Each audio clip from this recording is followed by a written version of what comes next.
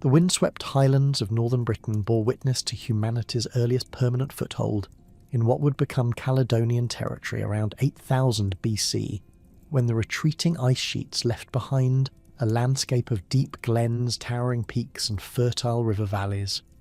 The archaeological record reveals a gradual but profound transformation as nomadic hunter-gatherer bands evolved into settled communities that would lay the foundation for one of antiquity's most formidable warrior cultures. At Balbridie in Aberdeenshire, excavations have uncovered the remains of a massive timber hall dating to approximately 3800 BC, measuring 26 metres in length and 13 metres in width. The structure's post holes, still visible in the subsoil, indicate sophisticated carpentry techniques, using oak timbers that required coordinated effort from dozens of individuals. Carbonised grains of emmer wheat and barley found within the hall's confines provide tangible evidence of the agricultural revolution's arrival in the Northern Territories. These early farmers cleared patches of dense Caledonian forest, using polished stone axes, their blade marks still preserved on waterlogged timber fragments recovered from peat bogs across the highlands. The transition from mobile hunting bands to sedentary agricultural communities occurred gradually over several centuries, with archaeological evidence suggesting a mixed economy persisted well into the 3rd millennium BC. At Skara Brae on Orkney, dating to approximately 3200 BC, stone-built houses connected by covered passages reveal sophisticated architectural planning. The inhabitants crafted stone furniture, including beds, dressers, and storage boxes, while midden deposits contain the bones of red deer, cattle, sheep, and abundant fish remains. Similar settlement patterns emerged across the mainland highlands, though the acidic soils have preserved fewer organic materials than the alkaline conditions of Orkney. Neolithic communities established themselves along river valleys and coastal plains where fertile soils supported crop cultivation. The Kilmartin Valley in Argyll became a focal point for settlement and ritual activity, with over 350 ancient monuments concentrated within a 6-mile stretch. Linear arrangements of standing stones, burial cairns, and rock art panels suggest this landscape held profound spiritual significance for successive generations.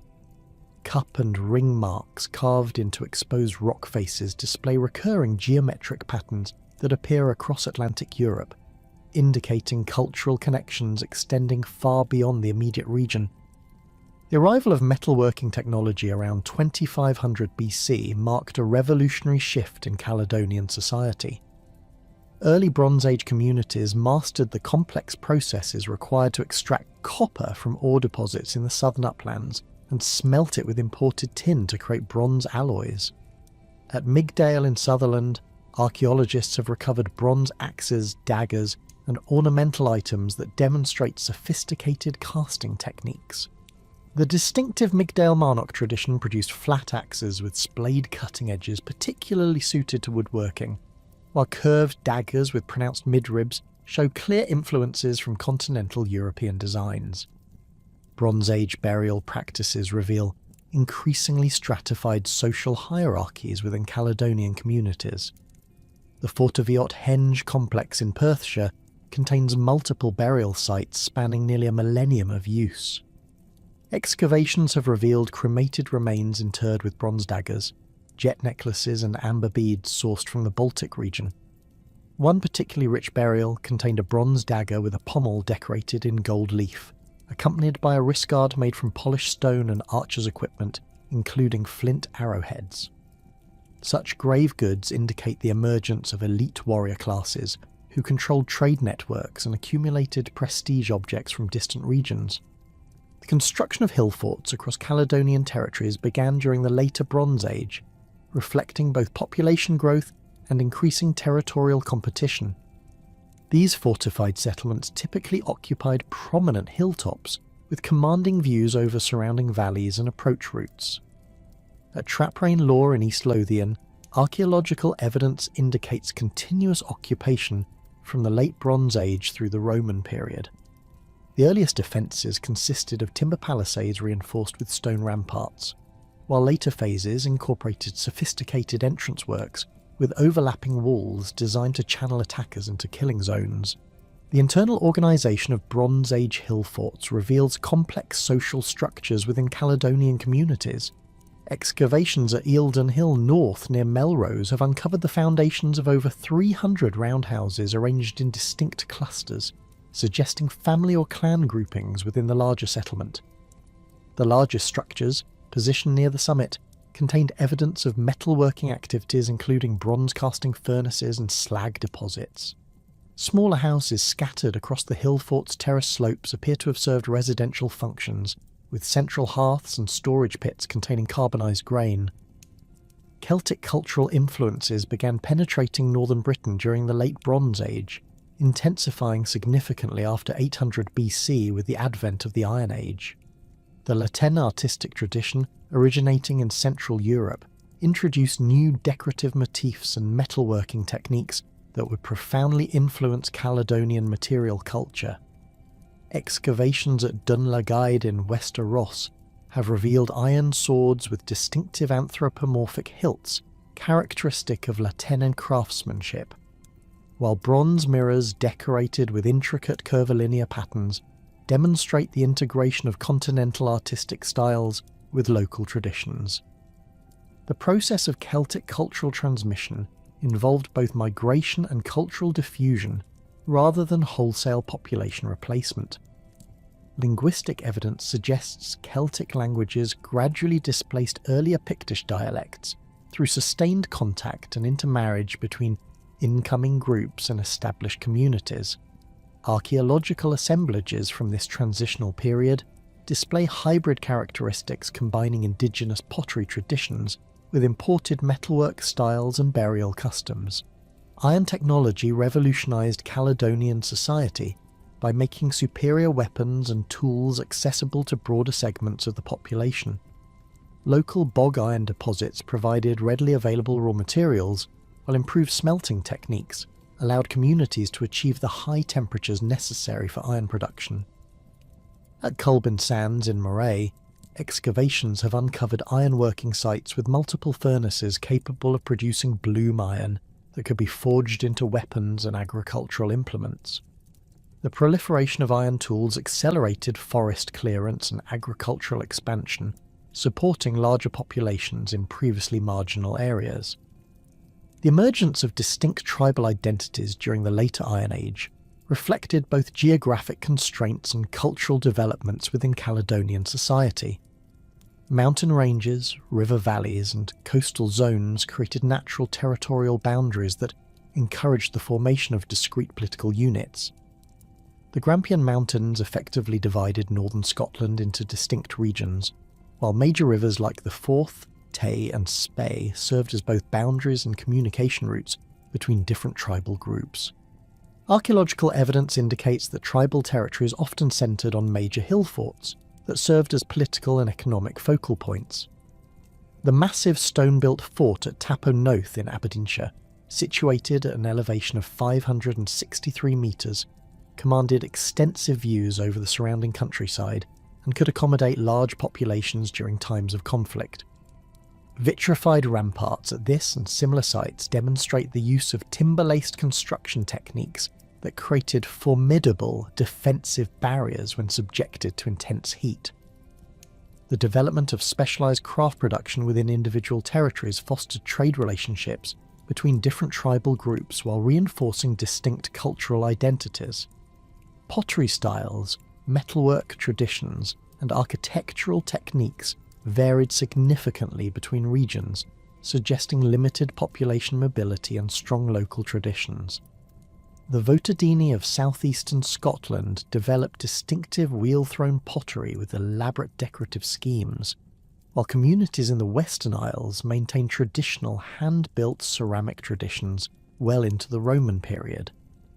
Territorial boundaries between emerging Caledonian tribes often followed natural features but also reflected complex political and kinship relationships. The distribution of distinctive artifact types suggests that tribal territories were neither rigidly fixed nor mutually exclusive, with evidence for seasonal movement and resource sharing between neighbouring groups. Transhumance practices involving the seasonal movement of livestock to highland pastures created networks of interaction that transcended formal territorial boundaries while maintaining distinct group identities. The consolidation of tribal confederations during the final centuries BC represented the culmination of political developments that had been evolving for over a millennium. These larger political units combined multiple smaller tribes under common leadership structures while maintaining local autonomy in domestic affairs. The process involved both voluntary alliance formation and conquest, with successful war leaders expanding their influence through military prowess and strategic marriage alliances. Archaeological evidence for this political consolidation includes the construction of massive defensive works that required coordinated labour from multiple communities. The Antonine Wall frontier zone contains evidence for large-scale earthworks and timber constructions that could only have been undertaken by confederated tribal groups working under unified command. Similarly, the distribution of high-status metalwork and imported goods suggests the emergence of paramount chiefs who controlled extensive territories and trade networks. The sophisticated nature of late Iron Age Caledonian society is evident in the complexity of their settlement patterns and material culture. Crannogs, artificial islands constructed in lochs and rivers, provided secure bases for elite families while demonstrating advanced engineering capabilities. At Oakbank Crannog in Loch Tay, underwater excavations have revealed wooden structures preserved in anaerobic conditions, including turned wooden bowls, textile fragments, and even organic remains of food preparation. The site's occupants consumed a diverse diet, including beef, pork, venison, fish, and various plant foods, while craft activities included bronze working, textile production, and wood turning. The integration of Latin artistic traditions with indigenous Caledonian culture produced distinctive regional styles that would characterise northern British art for centuries. Stone sculpture began appearing during this period, with carved symbols and geometric patterns that would later develop into the sophisticated Pictish symbol stones. The Rhynie complex in Aberdeenshire has yielded early examples of figural stone carving, including representations of warriors and animals that demonstrate the emergence of a distinctive Caledonian artistic tradition. By the dawn of the Iron Age, Caledonian society had crystallised into a complex hierarchical structure that would define northern British culture for nearly 9 centuries. The sophisticated social organisation that emerged during this period reflected both indigenous developments and selective adoption of continental Celtic practices, creating a distinctive warrior culture that would prove remarkably resilient against external pressures. The apex of Caledonian society rested with the warrior aristocracy, whose authority derived from military prowess, control of agricultural surplus, and maintenance of extensive kinship networks. These elite families occupied the most defensible positions within hill forts, and controlled access to imported luxury goods that reinforced their elevated status. Archaeological evidence from Craig Fadrig near Inverness reveals a central citadel area containing larger roundhouses with distinctive architectural features, including stone-lined storage pits, bronze-working hearths, and deposits of high-status metalwork. The recovery of Roman wine amphorae and Samian pottery from these contexts indicates that aristocratic households maintained trade connections, extending across the North Sea and into Gaul. Beneath the warrior elite, a substantial class of free farmers formed the backbone of Caledonian society. These households possessed their own land, livestock, and agricultural equipment, while owing military service and tribute payments to their aristocratic overlords. Excavations at Howe in Orkney have uncovered a typical farming settlement where multiple family units shared communal facilities including grain storage areas, metalworking spaces, and defensive works. The site's inhabitants practiced mixed agriculture combining cereal cultivation with cattle and sheep herding, while seasonal hunting supplemented their diet with venison, wild boar, and waterfowl. specialised craftsmen occupied an intermediate position within the social hierarchy, their skills essential for producing the weapons, jewellery and ceremonial objects that defined aristocratic status. Master smiths commanded particular respect due to their ability to forge iron weapons and create the intricate metalwork that adorned elite warriors. At Jarlshof in Shetland, archaeological deposits spanning several centuries reveal the workshop areas of bronze and iron smiths who produced everything from simple agricultural tools to elaborate sword hilts decorated with Latin-inspired patterns. The presence of crucibles, tongs and anvil stones alongside finished products indicates these craftsmen maintained permanent workshops within larger settlements.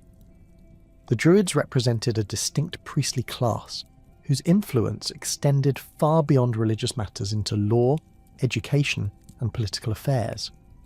These learned men memorized vast bodies of oral tradition, including genealogies, legal precedents, astronomical knowledge, and ritual practices that bound Caledonian society together. Classical sources describe Druids as judges in legal disputes, advisors to chiefs, and keepers of sacred knowledge that required decades of training to master. Archaeological evidence for Druidical activity includes ritual deposits in natural springs and lochs, where bronze weapons, jewellery and other valuable objects were deliberately deposited as offerings to supernatural forces. At the base of the social pyramid, a substantial population of unfree labourers worked the land and performed menial tasks within aristocratic households. These individuals included prisoners of war, debtors, and their descendants who lacked legal rights and could be bought, sold or inherited as property. Evidence for their presence appears in the form of simple hut circles located on the periphery of major settlements, often lacking the defensive features and storage facilities associated with free farmers' dwellings. Clan structures provided the fundamental organisational framework within which these social classes operated. Each clan traced its descent from a common ancestor and maintained collective ownership of specific territories including agricultural land, grazing areas and defensive positions. The clan chief, invariably drawn from the warrior aristocracy, exercised authority over all clan members while representing their interests in dealings with neighbouring groups. Kinship relationships extended through both paternal and maternal lines, creating complex networks of obligation and mutual support that could be activated during times of conflict or economic hardship. Marriage alliances between aristocratic families served crucial political functions by cementing relationships between different clans and tribal groups. These unions typically involved the exchange of valuable gifts including weapons, jewellery, livestock, and sometimes hostages who served as guarantees of good faith. Archaeological evidence from Gurnes Broch in Orkney includes deposits of high-status metalwork that may represent marriage gifts or dowry payments, while the site's complex internal organisation suggests it housed multiple family groups linked by kinship ties. Religious practices permeated every aspect of Caledonian society, reflecting a worldview that recognised no sharp distinction between sacred and secular activities. The natural landscape itself was imbued with spiritual significance, with particular reverence accorded to springs, groves, hilltops and bodies of water, where supernatural forces were believed to reside. Druids served as intermediaries between the human and divine realms, conducting elaborate ceremonies that maintained cosmic balance and ensured the continued prosperity of their communities. Sacred groves played central roles in Caledonian religious observance, providing secluded locations where Druids could perform their most important rituals. Classical authors describe these woodland sanctuaries as places where human sacrifice occurred during times of crisis, though archaeological evidence for such practices remains limited.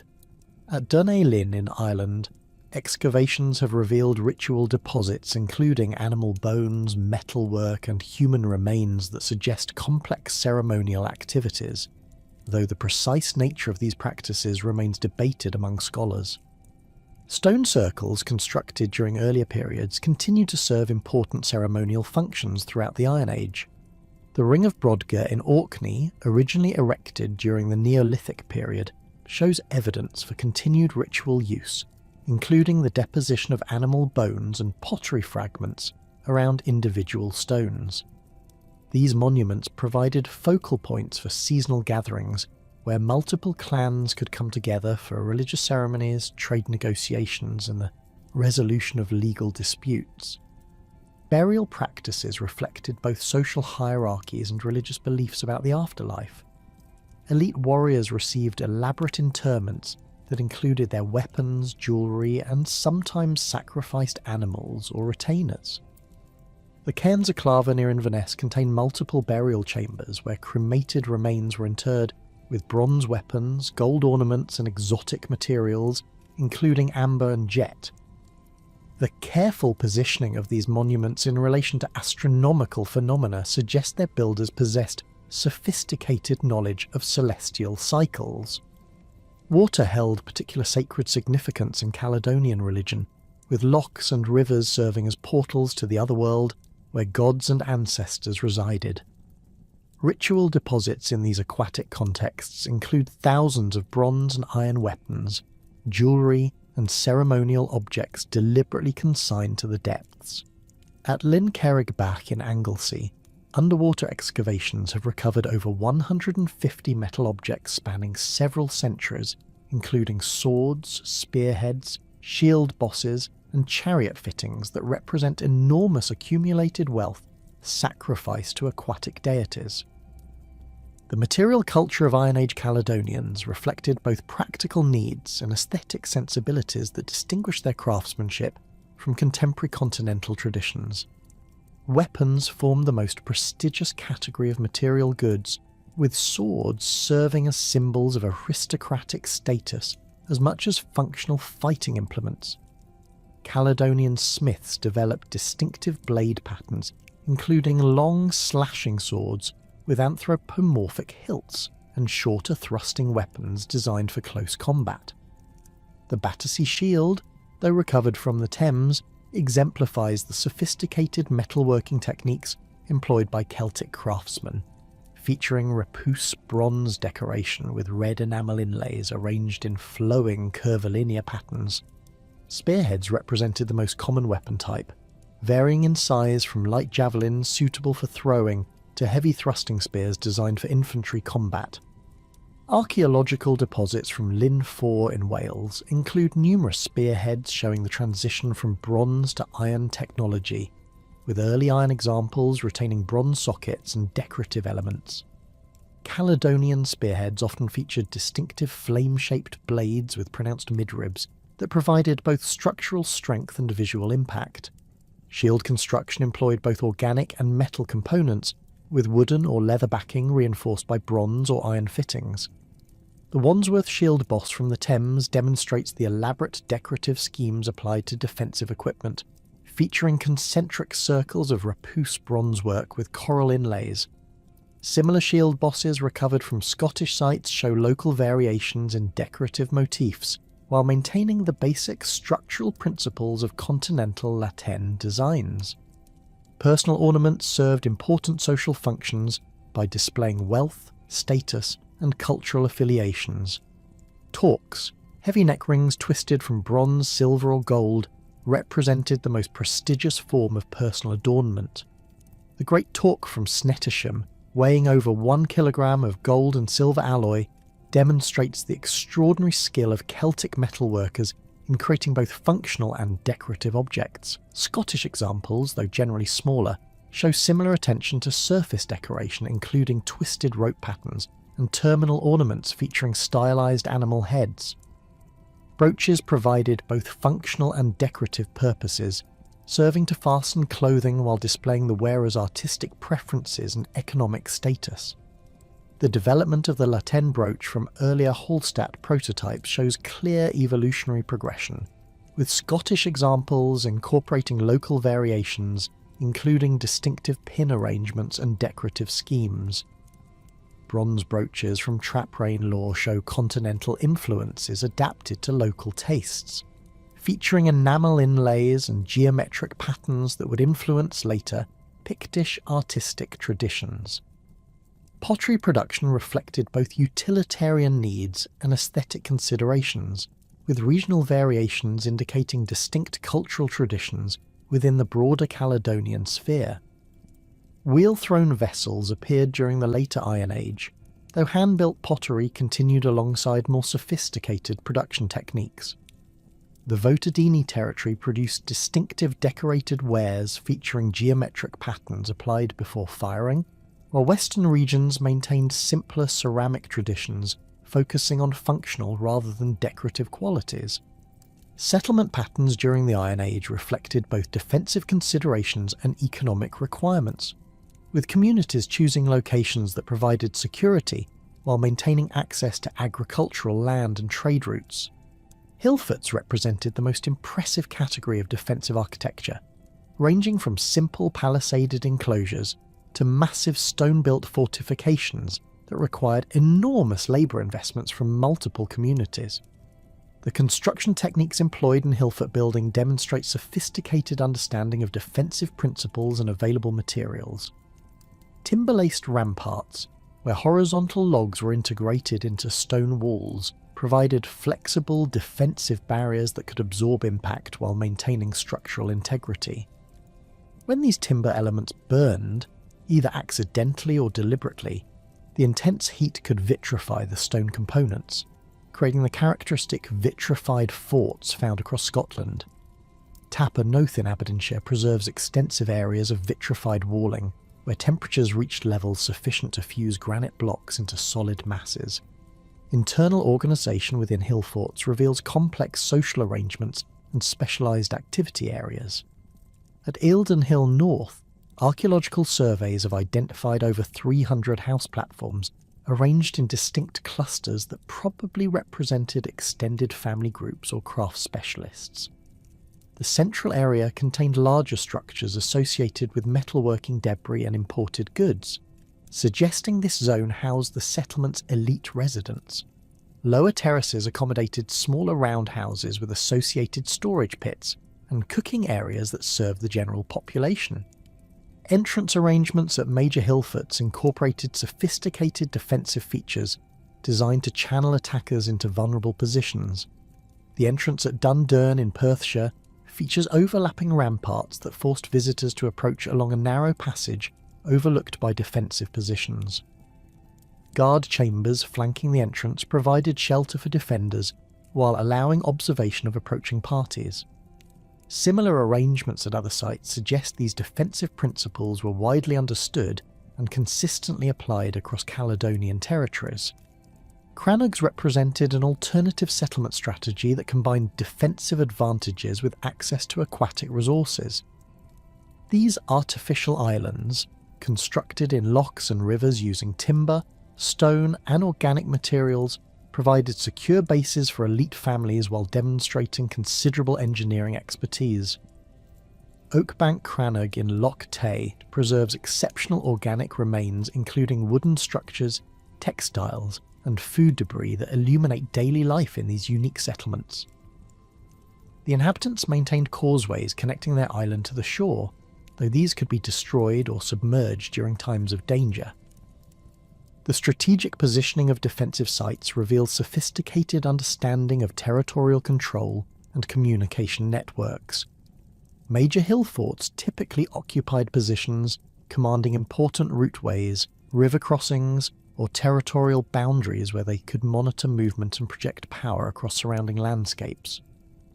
The distribution of these sites suggests coordinated planning at the tribal level, with individual fortifications positioned to provide mutual support during times of conflict. Smaller enclosed settlements, often termed duns or raths, provided defensive positions for individual extended families or small communities. These sites typically featured single ramparts, enclosing areas sufficient for a few roundhouses and associated outbuildings. Duntelve in Glen Elgee preserves substantial stone walls reaching heights of over 10 metres, demonstrating the impressive scale of even relatively modest defensive works. The internal area contains foundations for several structures, including a large central roundhouse and smaller ancillary buildings that probably serve storage and craft functions. The systematic Roman advance into Caledonian territories began under Gnaeus Julius Agricola, whose appointment as governor of Britannia in 78 AD marked a decisive shift from the defensive consolidation that had characterised previous decades of Roman occupation. Agricola arrived with explicit instructions from Emperor Vespasian to complete the conquest of Britain, bringing with him reinforcements that swelled the provincial garrison to approximately 50,000 legionaries and auxiliaries. His methodical approach to northern expansion would establish the template for Roman frontier warfare, while providing the first detailed intelligence about Caledonian military capabilities and political organisation. The initial phase of Agricola's northern campaigns focused on securing the territory of the Votadini and Selgovae, tribes whose territories straddled the natural invasion routes leading into the highlands.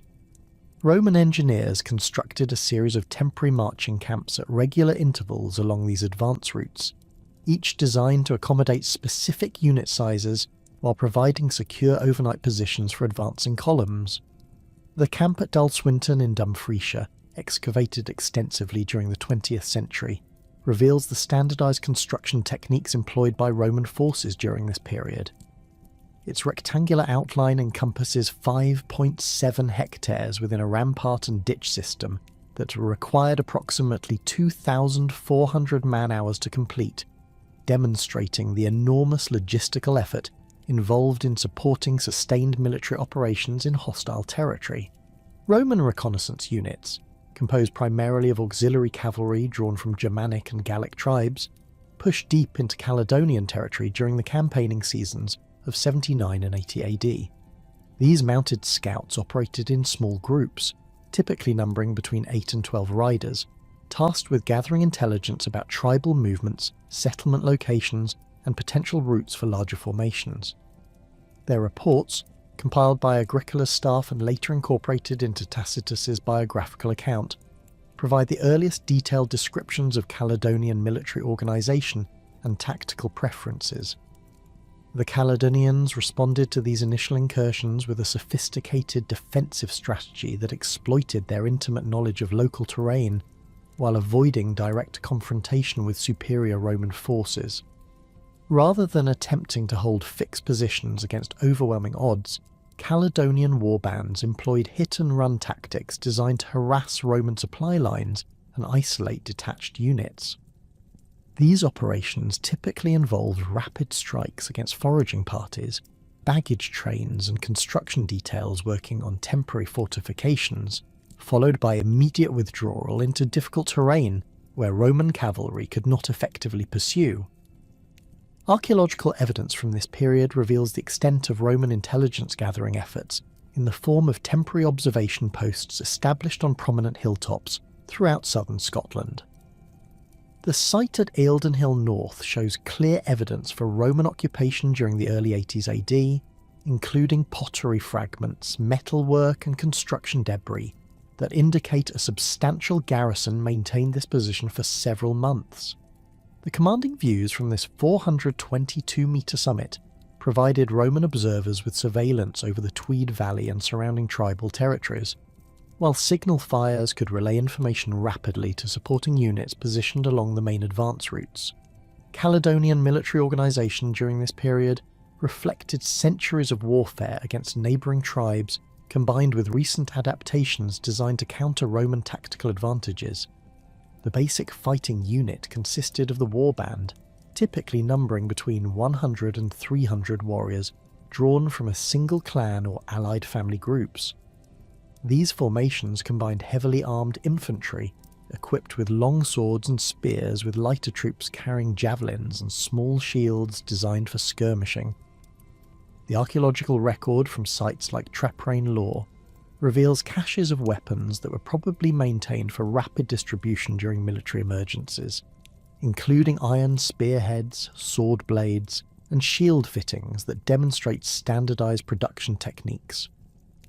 The warrior culture that dominated Caledonian society placed enormous emphasis on individual combat prowess and the accumulation of martial honours through successful raids and battles. Young men achieved adult status through participation in cattle raids against neighbouring tribes, while established warriors maintained their reputations through displays of courage in combat and generous distribution of captured wealth. This cultural framework proved remarkably adaptable to the challenges posed by Roman expansion, as traditional raiding techniques could be readily applied to harassment of Roman forces, while the existing command structures provided effective coordination for larger military operations. Caledonian weapons technology during the early contact period reflected both indigenous traditions and selective adoption of Roman innovations observed through trade and warfare. Archaeological deposits from Burnswalk Hill in Dumfriesshire, the site of intensive military activity during this period, include numerous iron projectile points that show clear Roman influence in their design and construction. These findings suggest Caledonian smiths were rapidly adapting their production techniques to create weapons specifically designed for anti-Roman warfare, including heavy javelins capable of penetrating Roman armour and specialised arrowheads designed for use against cavalry targets. The emergence of Caledocus as a prominent war leader during this period represents the culmination of political developments that had been evolving within Caledonian society for generations. Classical sources describe him as commanding authority over multiple tribal groups, suggesting he had successfully navigated the complex kinship networks and alliance systems that governed intertribal relationships. His ability to coordinate military operations across such a wide geographical area indicates sophisticated communication networks and logistical capabilities that Roman intelligence initially underestimated.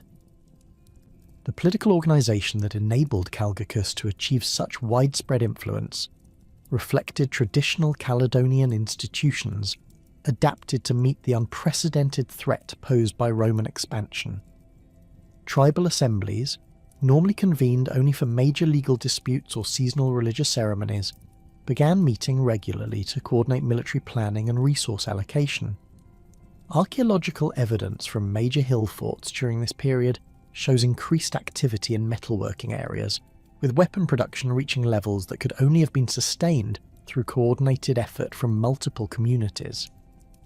Roman diplomatic efforts during the early phases of the campaign followed established patterns developed through decades of frontier warfare in Gaul and Germany. Agricola dispatched envoys to individual tribal leaders offering favourable terms for voluntary submission, including guarantees of local autonomy, reduced tribute obligations, and incorporation of tribal elites into the Roman administrative system. These negotiations typically involve the exchange of hostages, with prominent tribal members residing at Roman headquarters, while Roman officials lived among the tribes as guarantees of good faith. The limited success of these diplomatic initiatives reflected both Caledonian political structures and their previous experiences with Roman expansion elsewhere in Britain.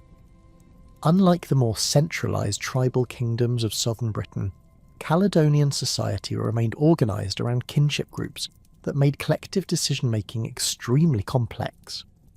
Individual chiefs who might have been inclined to accept Roman terms faced pressure from clan assemblies and druidical advisors who viewed any accommodation with the invaders as cultural betrayal. Roman fort construction during the initial phases of the northern campaigns established a network of permanent bases designed to control key strategic points while providing secure supply depots for continued operations. The fortress at Inchtooth Hill, begun during the 83 AD campaign season, represents the most ambitious of these construction projects. Designed to accommodate an entire legion plus auxiliary units, the site required the movement of thousands of tons of timber and stone. While Roman engineers diverted the River Tay to provide water supplies and eliminate potential approach routes for Caledonian attackers. The scale of construction activity at Inchtooth Hill demonstrates the enormous logistical effort required to maintain Roman forces in hostile territory. Archaeological excavations have revealed workshops for metalworking, leather processing and weapon maintenance, while granaries capable of storing supplies for several thousand men indicate planning for extended occupation. The discovery of over 875,000 iron nails buried in a single pit when the fortress was abandoned provides tangible evidence of the resources invested in this forward position. Caledonian responses to Roman fort construction evolved rapidly as tribal leaders recognized the strategic implications of permanent Roman presence in their territories. Rather than attempting direct assaults against heavily fortified positions, Caledonian forces focused on interdicting supply convoys and construction materials, moving between established bases and forward positions. These operations required careful coordination between multiple tribal groups and demonstrated sophisticated understanding of Roman logistical vulnerabilities. The intelligence networks developed by both sides during this period reveal the complexity of information warfare in ancient frontier conflicts. Roman commanders relied heavily on auxiliary units recruited from previously conquered British tribes, whose linguistic abilities and cultural knowledge proved invaluable for interpreting Caledonian intentions and capabilities. Conversely, Caledonian leaders maintained extensive spy networks among Romanized British communities, gathering information about Roman military planning and political developments that might affect the northern campaigns.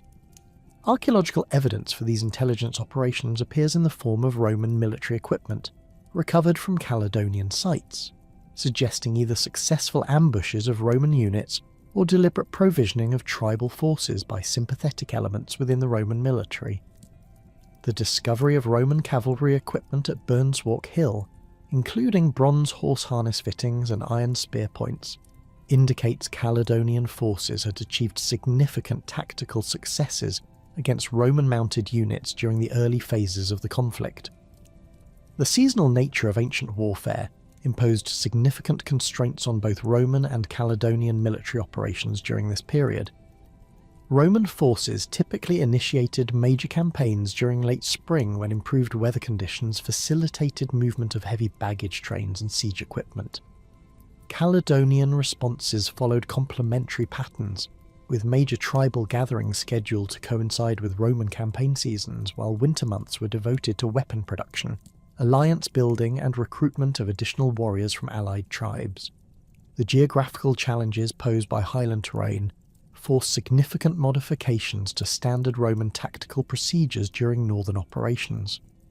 The broken topography that characterized much of Caledonian territory prevented effective deployment of large infantry formations, while limiting cavalry operations to narrow valley floors and coastal plains. Roman engineers responded by developing specialized equipment and techniques for mountain warfare, including portable bridges for river crossings and modified artillery pieces capable of transport across difficult terrain. Caledonian exploitation of terrain advantages during this period demonstrates sophisticated understanding of tactical principles and careful observation of Roman operational methods. Tribal forces consistently chose battlefields that negated Roman advantages in heavy infantry and cavalry, while maximizing opportunities for ambush and rapid withdrawal. The effectiveness of these tactics forced Roman commanders to modify their approach to frontier warfare, abandoning the rapid conquest strategies that had proven successful in Gaul and Germany in favour of methodical advance supported by extensive fortification networks. The economic impact of sustained military operations began affecting both Roman and Caledonian societies during the early 80s AD. Roman military expenditures in Britain consumed enormous resources that strained imperial finances while diverting troops and equipment from other frontier zones. Archaeological evidence from Roman sites during this period shows increased reliance on local production for military supplies, with workshops within major fortresses producing everything from pottery and metalwork to leather goods and textiles. Caledonian communities faced equally severe economic disruptions as prolonged warfare diverted manpower from agricultural activities, while Roman operations destroyed crops and livestock across wide areas. The concentration of population within major hill forts during this period placed enormous strain on food supplies and sanitation systems, while the demands of weapon production exhausted local iron ore deposits and required importation of raw materials from distant sources. The culmination of Agricola's northern campaigns arrived during the summer of 83 AD when Caledonian forces under Calgacus assembled in unprecedented numbers to face the Roman advance. The precise location of this decisive encounter has generated scholarly debate for centuries, with archaeological evidence supporting various sites throughout the Scottish Highlands. The most compelling arguments centre on three primary locations: Benachie in Aberdeenshire, the Gask Ridge in Perthshire, and the Pass of Grange near Keith in Moray. Benachie presents the strongest archaeological case for the battle site, with extensive Roman military remains discovered across the surrounding landscape. The hill itself rises to 528 metres above sea level, providing commanding views across the fertile plains of Aberdeenshire while offering multiple approach routes for large military formations.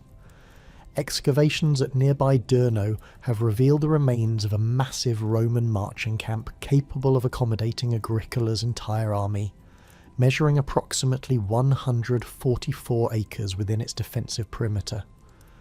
The camp's distinctive playing card shape and standardised gateway arrangements match descriptions of temporary fortifications constructed during major campaign operations. The Gask Ridge location draws support from the concentration of Roman watchtowers and small forts that extend northward from the legionary fortress at Inchtoothill. This defensive line, representing the most northerly permanent Roman installations in Scotland, suggests sustained military activity in the region during the relevant period. Archaeological surveys have identified at least 16 watchtowers spaced at regular intervals along the ridge, each positioned to maintain visual contact with neighbouring installations, while providing early warning of Caledonian movements from the north. The Pass of Grange theory rests primarily on topographical analysis of Tacitus's battlefield description, which emphasises the enclosed nature of the fighting space and the presence of wooded hills surrounding the combat zone. This narrow valley, flanked by steep slopes covered in ancient oak and birch forests, would have severely constrained Roman cavalry operations, while providing Caledonian forces with multiple withdrawal routes into difficult terrain. Recent metal detector surveys in the area have recovered scattered finds of Roman military equipment, though these remains could equally represent routine patrol activities rather than major battle debris. Regardless of the specific location, the strategic situation preceding the battle reveals careful planning by both commanders as they manoeuvred for tactical advantage across the Highland landscape. Agricola had spent the previous winter consolidating his supply lines and reinforcing key positions along his extended communications network. Roman engineers constructed additional granaries at major bases while establishing forward supply depots that could sustain operations deep in hostile territory. The logistical preparations included stockpiling of siege equipment, medical supplies, and specialised mountain warfare gear designed for highland conditions. Calgacus faced equally complex organisational challenges as he coordinated the assembly of tribal contingents from across northern Scotland. Archaeological evidence from major hill forts during this period shows intensive weapon production and food preparation activities that suggest communities were mobilising their entire military potential for the coming confrontation. The Tapper Noath site in Aberdeenshire reveals evidence for large-scale metalworking operations, with dozens of furnaces producing iron spearheads, sword blades, and other military equipment at unprecedented rates. The composition of Agricola's army at Mons Graupius reflected the multi-ethnic character of Roman frontier forces during the Flavian period. The core of his formation consisted of elements from three legions, the 2nd Augusta, 9th Hispana, and 20th Valeria Victrix, totalling approximately 15,000 heavily armed infantry.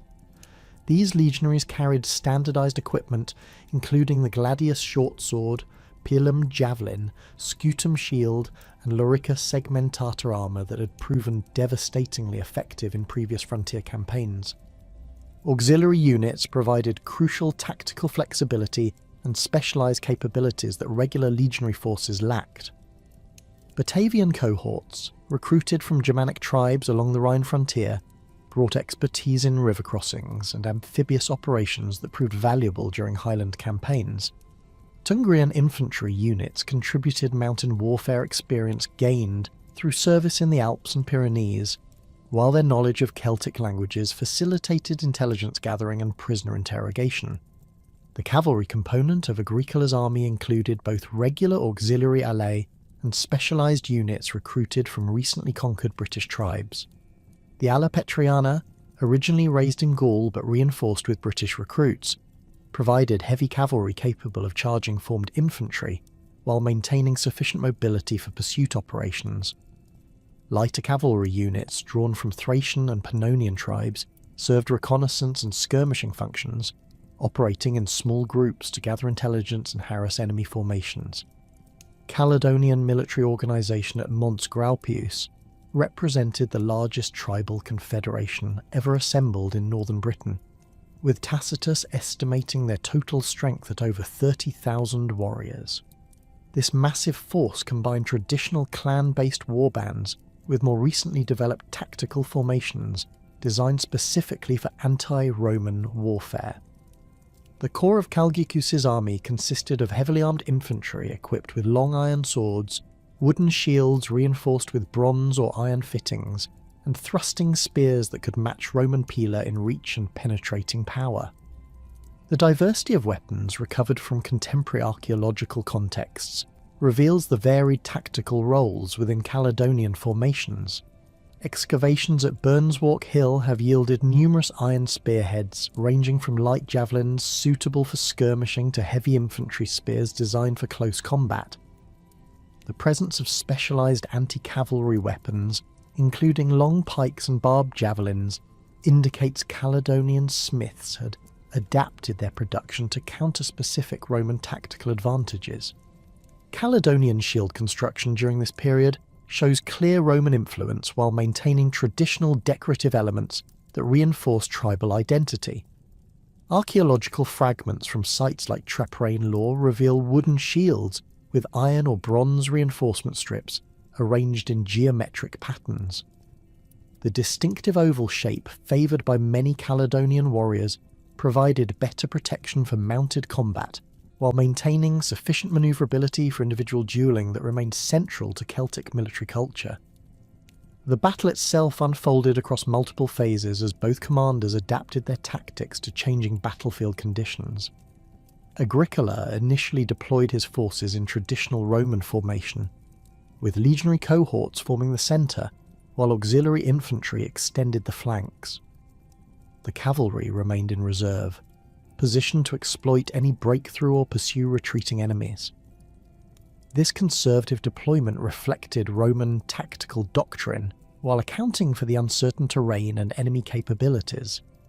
Caligicus arranged his forces to maximise their numerical advantage while exploiting the natural defensive features of the chosen battlefield.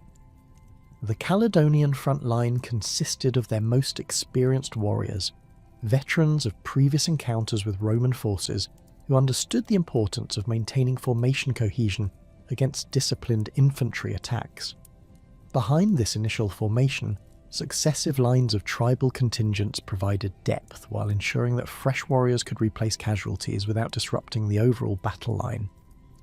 The opening phase of combat featured extensive skirmishing as light infantry from both sides tested enemy positions and sought tactical advantages. Caledonian slingers and javelin throwers, operating from concealed positions among rocks and scrub vegetation, inflicted significant casualties on Roman auxiliary units advancing to contact. These preliminary exchanges revealed the effectiveness of Caledonian missile weapons, with archaeological evidence suggesting they employed both traditional stone projectiles and specialised iron-pointed javelins designed to penetrate Roman armour. Roman artillery played a crucial role during the initial engagement, with ballistae and scorpiones providing suppressive fire against Caledonian positions while clearing approach routes for advancing infantry. The psychological impact of these mechanical weapons proved as important as their direct casualties, as the unfamiliar sound and devastating effects of bolt throwers disrupted Caledonian formations and forced tactical adjustments. Archaeological recovery of Roman artillery bolts from highland sites demonstrates the extensive use of these weapons during northern campaigns. The decisive phase of the battle began when Agricola committed his auxiliary cohorts to a frontal assault while simultaneously launching cavalry attacks against the Caledonian flanks. This coordinated assault exploited Roman advantages in training and equipment, while preventing Caledonian forces from concentrating their superior numbers at any single point. The auxiliary infantry, fighting in close formation with short swords and large shields, proved devastatingly effective against Caledonian warriors accustomed to more individualistic combat styles. Caledonian tactical responses during the main engagement reveal sophisticated understanding of battlefield dynamics and careful preparation for anti-Roman warfare. Rather than meeting the Roman assault with static defence, Caledocus ordered controlled withdrawals that drew Roman formations into increasingly difficult terrain, while maintaining the integrity of his battle line. This tactical flexibility prevented the complete collapse that had characterised previous tribal defeats, while maximising casualties among pursuing Roman units. The role of terrain in determining the battle's outcome cannot be overstated, as the chosen battlefield channeled Roman tactical advantages while providing Caledonian forces with multiple options for tactical manoeuvre.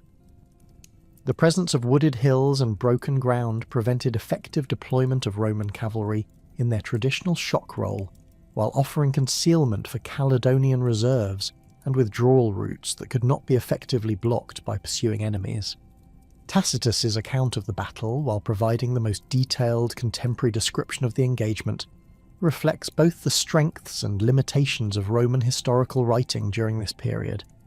His access to official reports and eyewitness accounts from participants provides authentic details about tactical developments and casualty figures that would otherwise be lost to history. The famous speech attributed to Caledocus, with its denunciation of Roman imperialism and defence of Caledonian freedom, demonstrates Tacitus's literary skill while reflecting genuine understanding of barbarian motivations and grievances. The potential biases in Tacitus's narrative stem from both his personal relationship with Agricola and the broader cultural assumptions that shaped Roman attitudes toward barbarian peoples. His portrayal of Caledonian courage and military effectiveness serves partly to magnify Roman achievements, while conforming to literary conventions that demanded worthy opponents for heroic protagonists. The emphasis on Caledonian tactical sophistication and unified command structure may reflect Roman propaganda needs rather than accurate intelligence about tribal military organisation. Archaeological evidence provides crucial correctives to literary sources while confirming many details of Tacitus's account. The distribution of Roman military equipment across highland sites demonstrates the extent of combat operations while revealing the effectiveness of Caledonian resistance efforts. Weapon caches discovered at major hill forts show evidence for hasty concealment, suggesting rapid Roman advances that forced tribal forces to abandon prepared positions and retreat into more remote areas. The immediate aftermath of Mons Graupius revealed the limitations of decisive battle as a tool for permanent conquest in frontier regions characterized by dispersed populations and difficult terrain. While Roman forces achieved tactical victory and inflicted severe casualties on Caledonian formations, the survivors melted away into the highland landscape, where conventional military operations could not effectively pursue them. This pattern of tactical defeat, followed by strategic persistence, would characterize Caledonian resistance for centuries to come.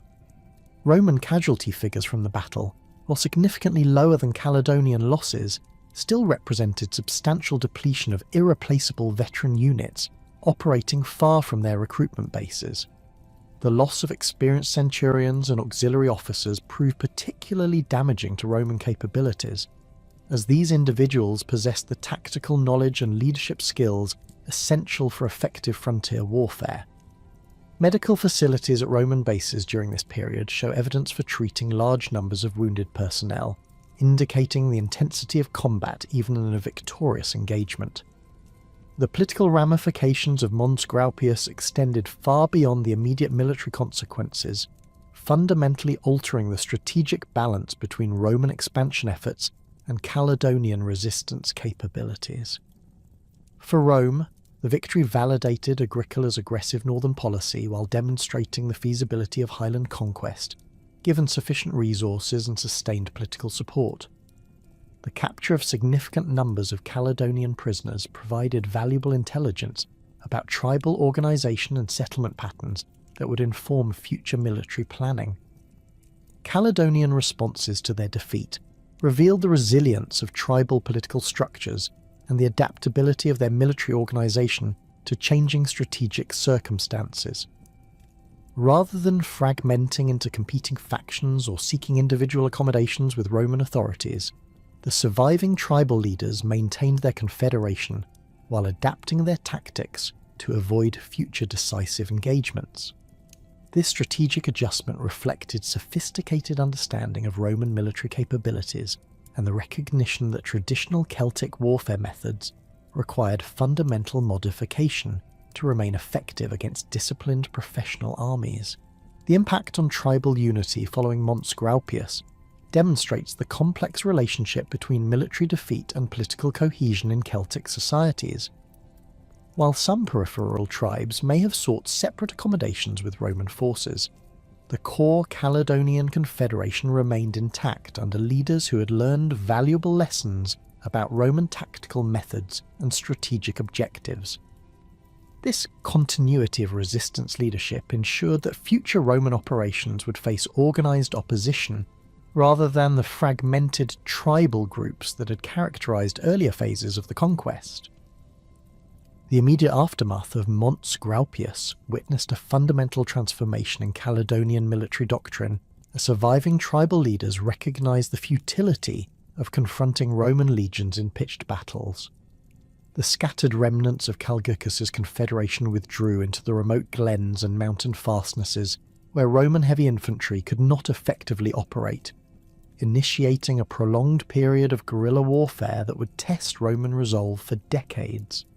This strategic adaptation drew upon centuries of intertribal raiding experience, while incorporating hard-learned lessons about Roman tactical capabilities and logistical vulnerabilities. Archaeological evidence from hill forts across the highlands reveals the systematic abandonment of major defensive positions in favour of smaller, more dispersed strongholds that could support limited numbers of warriors while remaining concealed from Roman reconnaissance. The massive fortification at Tapo Noth shows clear evidence of deliberate dismantling during this period, with valuable iron tools and weapons removed before the site's abandonment. Similar patterns appear at other major centres, suggesting coordinated planning rather than panicked flight following military defeat. The transition to guerrilla tactics required fundamental changes in Caledonian military organisation and equipment. Traditional warbands of several hundred warriors proved too large and cumbersome for effective hit-and-run operations, leading to the development of smaller raiding parties typically numbering between 20 and 50 men.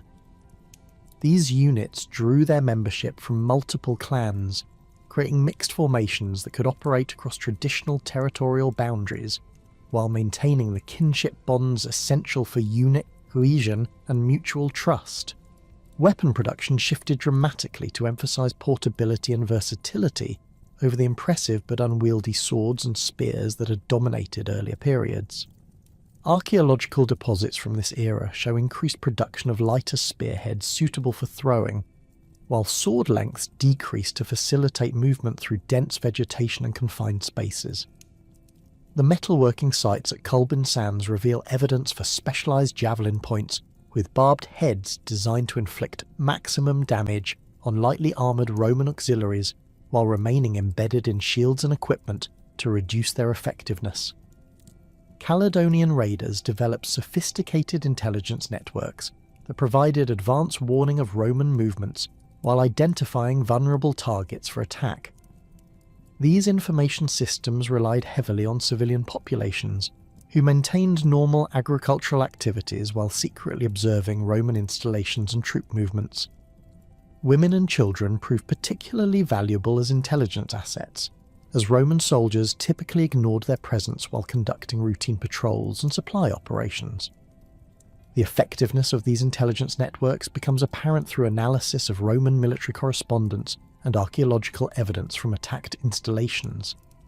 Caledonian raids consistently targeted the most vulnerable elements of Roman operations, including isolated outposts, supply convoys travelling predictable routes, and construction parties working on fortifications. The precision of these attacks indicates detailed knowledge of Roman schedules, unit strengths, and defensive preparations that could only have been obtained through systematic espionage. Roman responses to guerrilla warfare evolved slowly as commanders trained in conventional tactics struggled to adapt their methods to unconventional threats. Initial efforts focused on increasing patrol frequency and establishing additional watchtowers to provide early warning of Caledonian movements.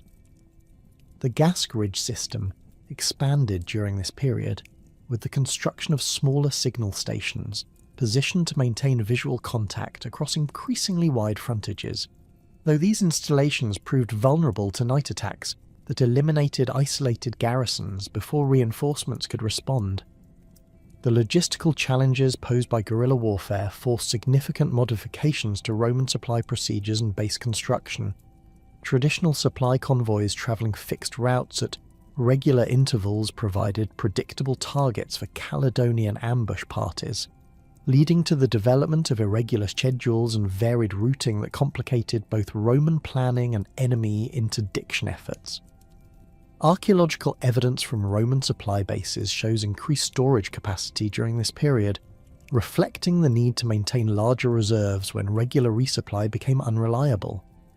Caledonian tactical innovations during this period demonstrate remarkable adaptability and creative problem-solving in response to Roman countermeasures.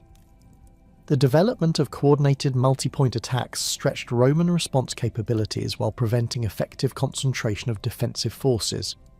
Archaeological evidence from Burns Walk Hill reveals simultaneous attacks on multiple Roman positions, with projectile distributions indicating carefully planned assault sequences designed to maximize confusion and prevent mutual support between neighbouring installations. The use of fire as a tactical weapon became increasingly sophisticated as Caledonian raiders learned to exploit Roman vulnerabilities to incendiary attacks. Wooden palisades, thatched roofs and stored supplies provided numerous targets for arson, while the dry conditions common during summer campaign seasons created ideal conditions for spreading fires. Roman engineering responses included increased use of stone construction and the development of fire breaks around critical installations, though these measures required enormous labour investments that strained available manpower. Tribal reorganisation following Mons Graupius reflected both immediate military necessities and longer-term political adaptations to sustained Roman pressure. The traditional clan-based structure that had characterised Caledonian society for centuries proved inadequate for coordinating resistance activities across wide geographical areas while maintaining operational security.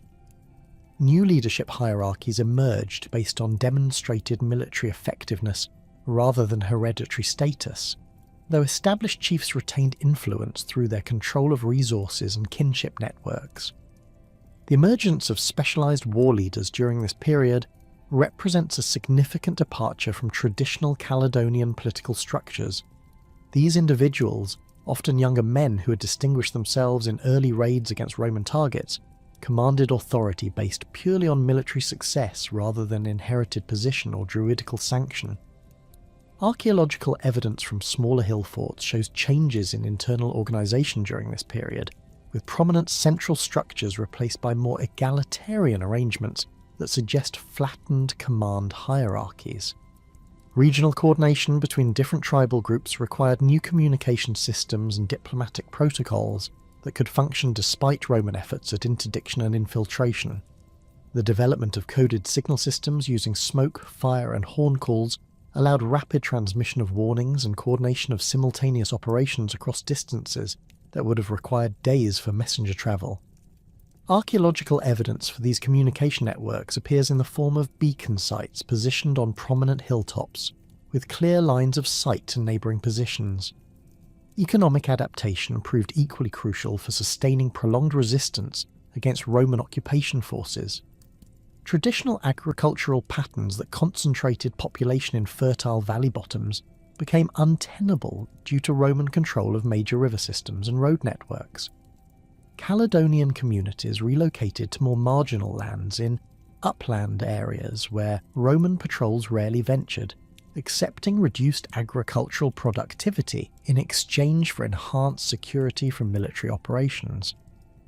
The shift to pastoral economies based on cattle and sheep herding provided greater flexibility for communities under military pressure, as livestock could be moved rapidly to avoid Roman foraging expeditions, while providing essential protein and materials for warrior equipment.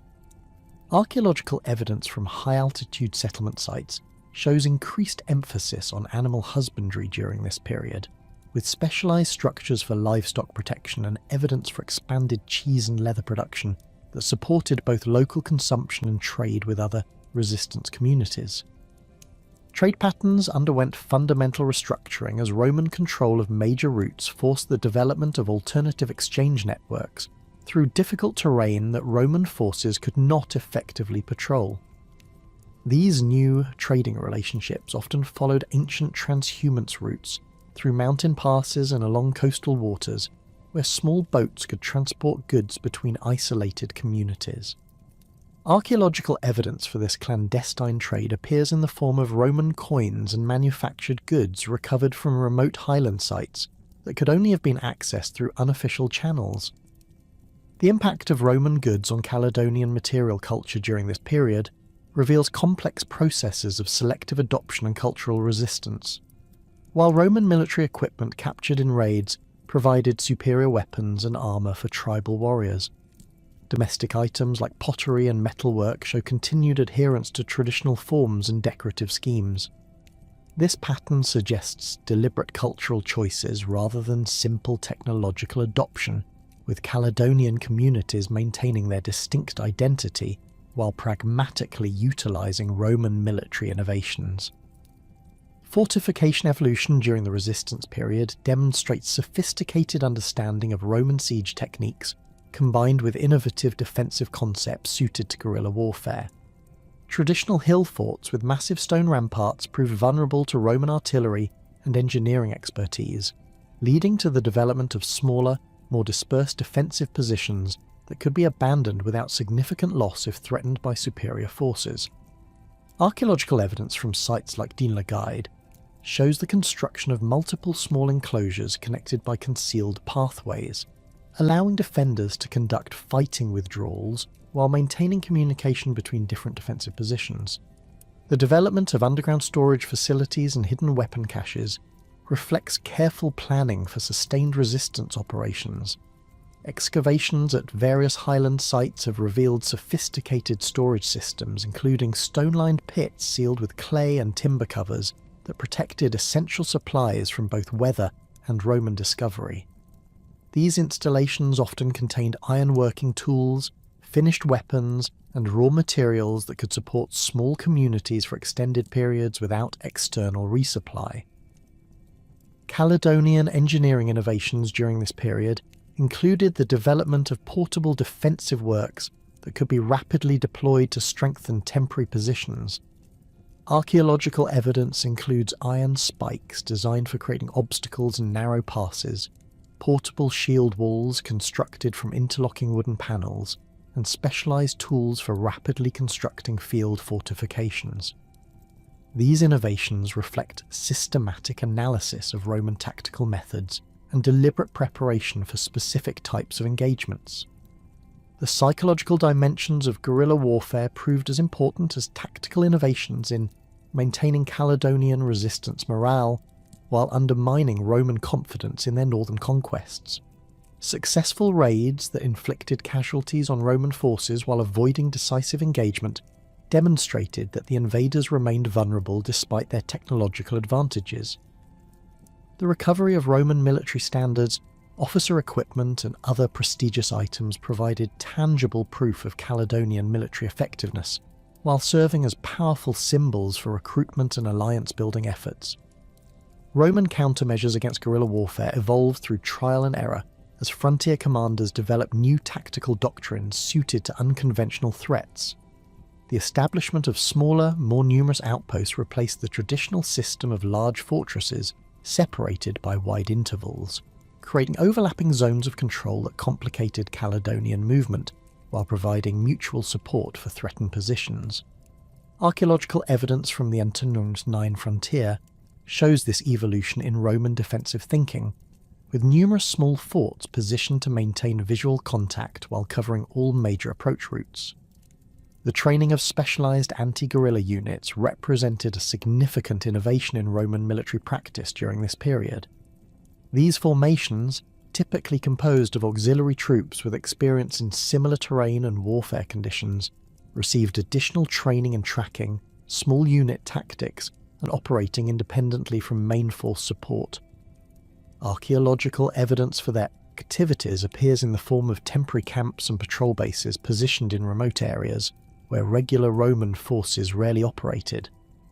Intelligence warfare became increasingly sophisticated as both sides developed networks of informants, double agents, and disinformation campaigns designed to mislead enemy planning efforts.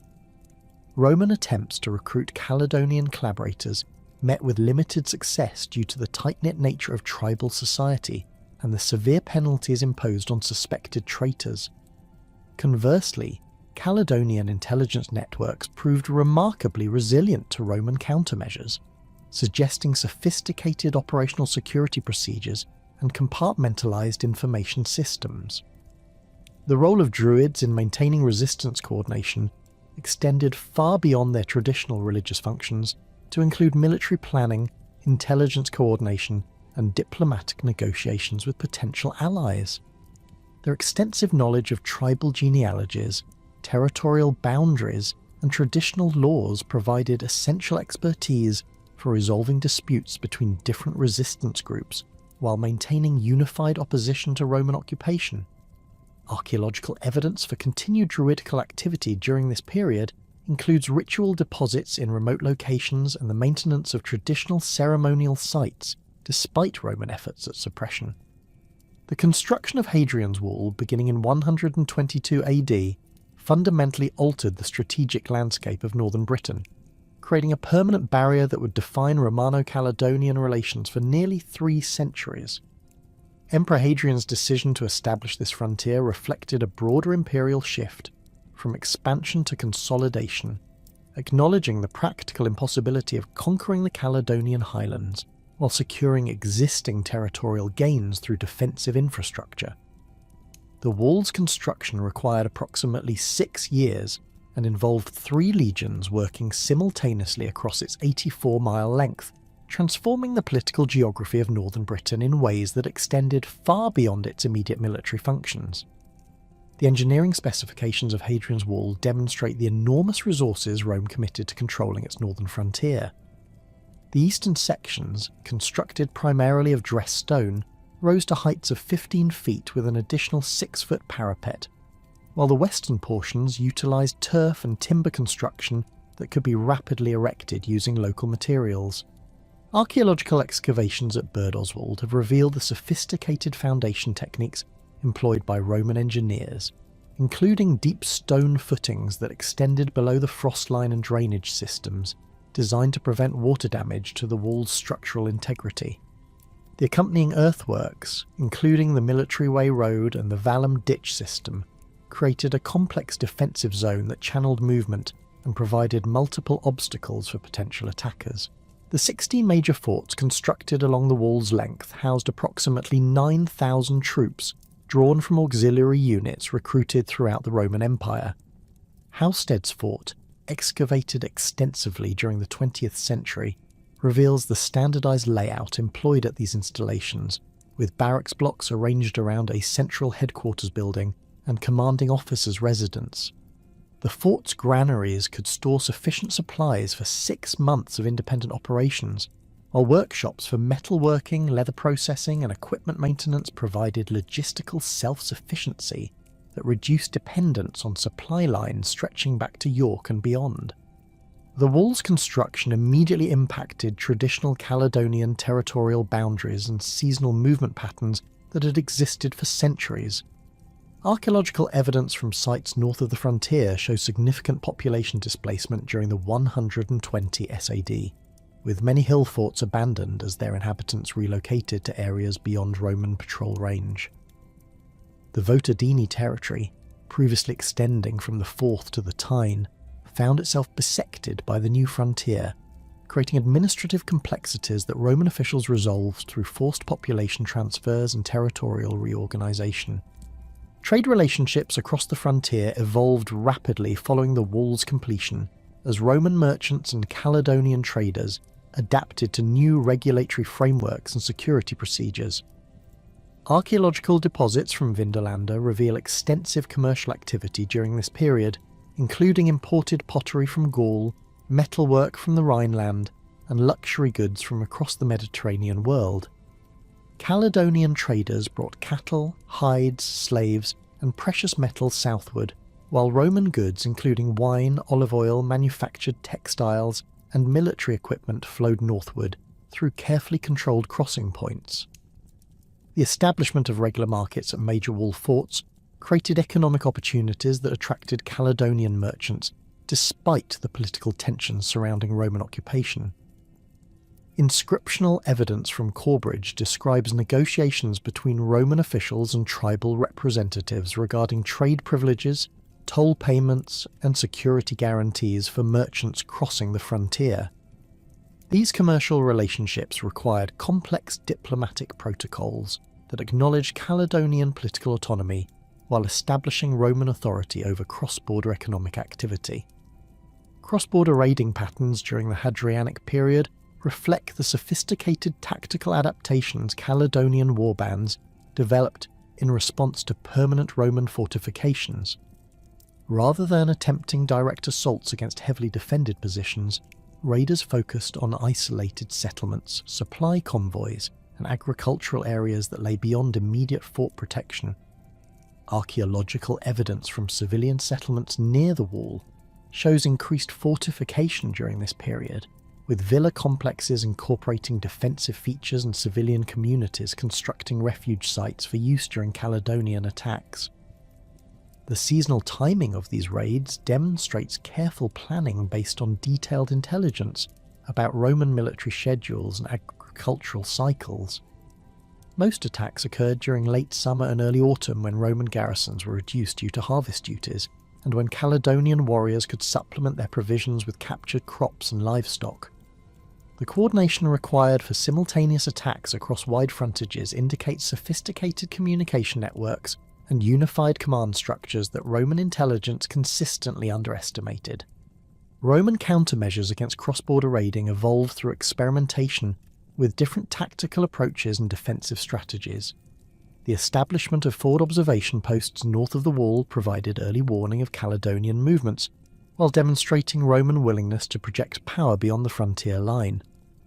Archaeological excavations at High Rochester reveal a substantial fort positioned 20 miles north of the wall, designed to interdict raiding parties before they could reach Roman territory, while serving as a base for punitive expeditions into Caledonian lands. The development of specialised pursuit units represented a significant innovation in Roman frontier warfare during this period.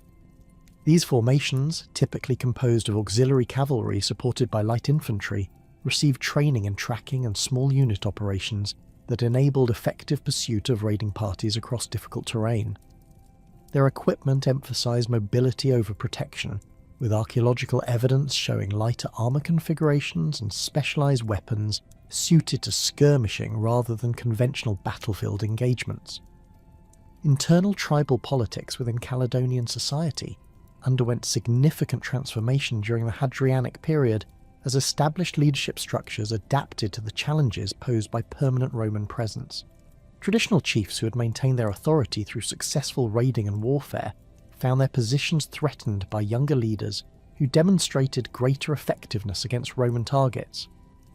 Archaeological evidence from major hill forts shows changes in residential patterns during this period, with some sites showing evidence for violent destruction that may reflect internal power struggles rather than Roman military action. The emergence of new confederations during this period reflects both external pressure from Roman expansion and internal dynamics within Caledonian society. The Maetai, first mentioned in classical sources during the late 2nd century, appear to represent a coalition of tribes from the central highlands who united in response to Roman territorial encroachment. Archaeological evidence for this confederation includes standardized weapon types and pottery styles that appear across a wide geographical area, suggesting coordinated production and distribution systems that required central organization. The Caledoni themselves underwent significant internal reorganization during this period, with archaeological evidence suggesting the consolidation of smaller tribal groups into larger political units capable of sustained resistance against Roman pressure. Excavations at Berghead in Moray reveal massive fortification works dating to this period, with stone ramparts enclosing an area of nearly 12 acres that could accommodate several thousand inhabitants. The site's strategic position controlling the Moray Firth suggests it served as a major political centre for the reorganised Caledonian Confederation. Shifting alliances between different tribal confederations reflect the complex diplomatic environment that characterised northern Scotland during the Antonine period. Roman intelligence reports describe negotiations between Caledonian leaders and tribes from Ireland and northern Gaul, suggesting efforts to create anti-Roman coalitions that extended beyond Britain. Archaeological evidence for these diplomatic contacts includes Irish metalwork recovered from Scottish sites and continental European artefacts that indicate sustained long-distance communication networks. The role of marriage alliances in cementing political relationships between different tribal groups became increasingly important as external pressure forced previously independent communities to seek mutual support. Archaeological evidence for these diplomatic marriages includes high-status female burials containing grave goods from multiple cultural traditions, suggesting women who served as links between different tribal groups. The distribution of these burials across wide geographical areas indicates systematic efforts to create kinship networks that could support military and political cooperation. Cultural preservation efforts during this period reveal deliberate strategies for maintaining Caledonian identity despite increasing Roman influence in surrounding regions. Archaeological evidence shows continued production of traditional pottery styles, metalwork designs and architectural forms that distinguish Caledonian material culture from Romanised British traditions. The persistence of these cultural markers suggests conscious resistance to Roman cultural influence rather than simple technological conservatism. The maintenance of traditional religious practices proved particularly important for preserving Caledonian cultural identity during this period of external pressure. Archaeological evidence from ritual sites shows continued use of ancient ceremonial locations, despite Roman efforts to suppress druidical activities. The Sculptor's Cave near Elgin contains deposits of human remains and metalwork dating to this period, suggesting the continuation of practices that may have included human sacrifice despite Roman prohibitions against such activities. Stone sculpture production during the Antonine period shows the development of distinctively Caledonian artistic traditions that incorporated selected Roman influences while maintaining indigenous symbolic systems. The emergence of symbol stones across northern Scotland during this period demonstrates sophisticated artistic workshops that produced monuments serving both religious and political functions. These carved stones typically feature combinations of abstract symbols, animal representations, and human figures that suggest complex symbolic systems understood within Caledonian society but largely opaque to Roman observers. The development of new settlement types during this period reflects adaptations to the security challenges posed by permanent Roman presence along the southern frontier. Nucleated villages replaced the dispersed farmsteads that had characterised earlier periods, providing enhanced security through concentrated population while maintaining agricultural productivity. Archaeological excavations at sites like Howe in Orkney reveal planned village layouts with defensive features integrated into residential areas, suggesting systematic reorganisation of rural settlement patterns. Underground storage systems became increasingly sophisticated during this period as communities developed methods for concealing essential supplies from Roman foraging expeditions and punitive raids. The souterrains of northern Scotland, underground stone-built chambers accessible through concealed entrances, provided secure storage for grain, metalwork and other valuable materials. Archaeological evidence suggests these installations were constructed according to standardized designs that indicate coordinated planning and shared engineering knowledge across wide geographical areas. The intensification of iron production during this period reflects both military necessities and economic opportunities created by disrupted trade patterns. Archaeological evidence from sites like Taradale in Rossshire shows expanded metalworking facilities capable of producing weapons and tools for large populations. The development of specialised furnace designs that achieved higher temperatures while consuming less fuel demonstrates technological innovations that enabled increased production despite resource constraints imposed by warfare and territorial displacement. Textile production also expanded significantly during this period as communities sought to replace imported Roman goods with locally manufactured alternatives. Archaeological evidence includes increased numbers of loom weights, spindle whorls, and other textile working equipment at sites throughout the highlands. The development of distinctive plaid patterns and weaving techniques during this period may reflect efforts to create visual markers of cultural identity that distinguish Caledonian communities from their Romanized neighbours. The evolution of weapon technology during the Antonine period shows continued adaptation to Roman military capabilities while maintaining traditional Celtic warfare preferences. Archaeological deposits reveal increased production of specialised anti-cavalry weapons, including long pikes and barbed javelins designed to counter Roman mounted units. The development of improved shield designs with iron reinforcement strips and bronze decorative elements demonstrates efforts to enhance protection while maintaining the mobility essential for guerrilla warfare tactics. The training of young warriors became increasingly systematized during this period, as communities recognized the need for specialized military skills to counter Roman tactical advantages. Archaeological evidence suggests the establishment of training areas within major hill forts, where young men could practice weapon skills and tactical maneuvers under the supervision of experienced fighters. The standardization of weapon types and fighting techniques across wide geographical areas indicates coordinated military instruction that transcended traditional tribal boundaries. The impact of Roman military pressure on Caledonian social structures extended beyond immediate military concerns to affect fundamental aspects of community organisation and cultural transmission. Traditional age-grade systems that had regulated the transition from youth to adult status required modification to account for the military training necessary for effective resistance. Archaeological evidence suggests the emergence of warrior societies that cut across traditional clan boundaries while maintaining essential kinship relationships that provided social cohesion. The role of women in Caledonian society during this period appears to have expanded beyond traditional domestic functions to include military support activities and diplomatic roles. Archaeological evidence includes female burials with weapons and high-status goods that suggest some women achieved positions of military or political leadership. The classical sources describe female war leaders among northern British tribes, though the extent of women's participation in actual combat remains debated among scholars.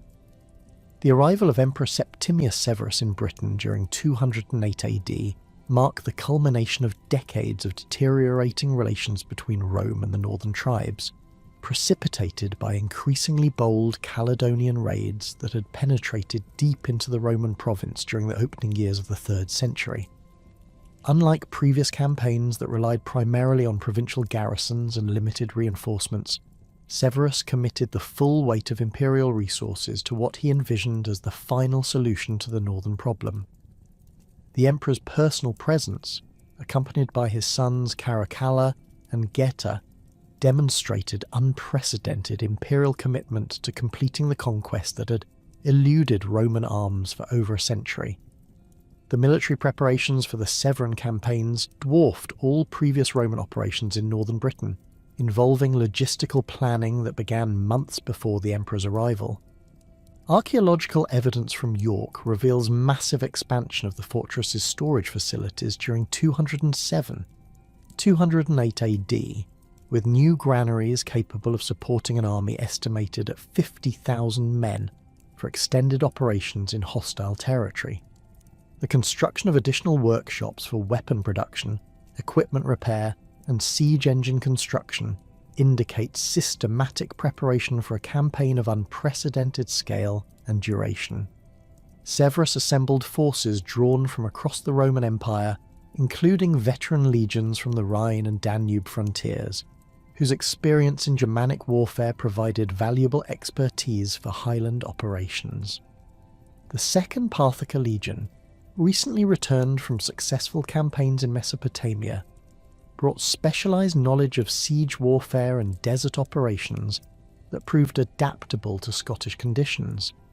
Auxiliary units included Moorish-light cavalry, Germanic infantry, and Sarmatian heavy cavalry, whose diverse tactical capabilities provided flexibility unavailable to previous Roman commanders. The Emperor's strategic approach differed fundamentally from earlier campaigns that had focused on achieving decisive battlefield victories through rapid penetration into enemy territory. Severus implemented a methodical advance supported by permanent fortifications and supply bases that could sustain operations regardless of seasonal weather conditions or enemy interdiction efforts.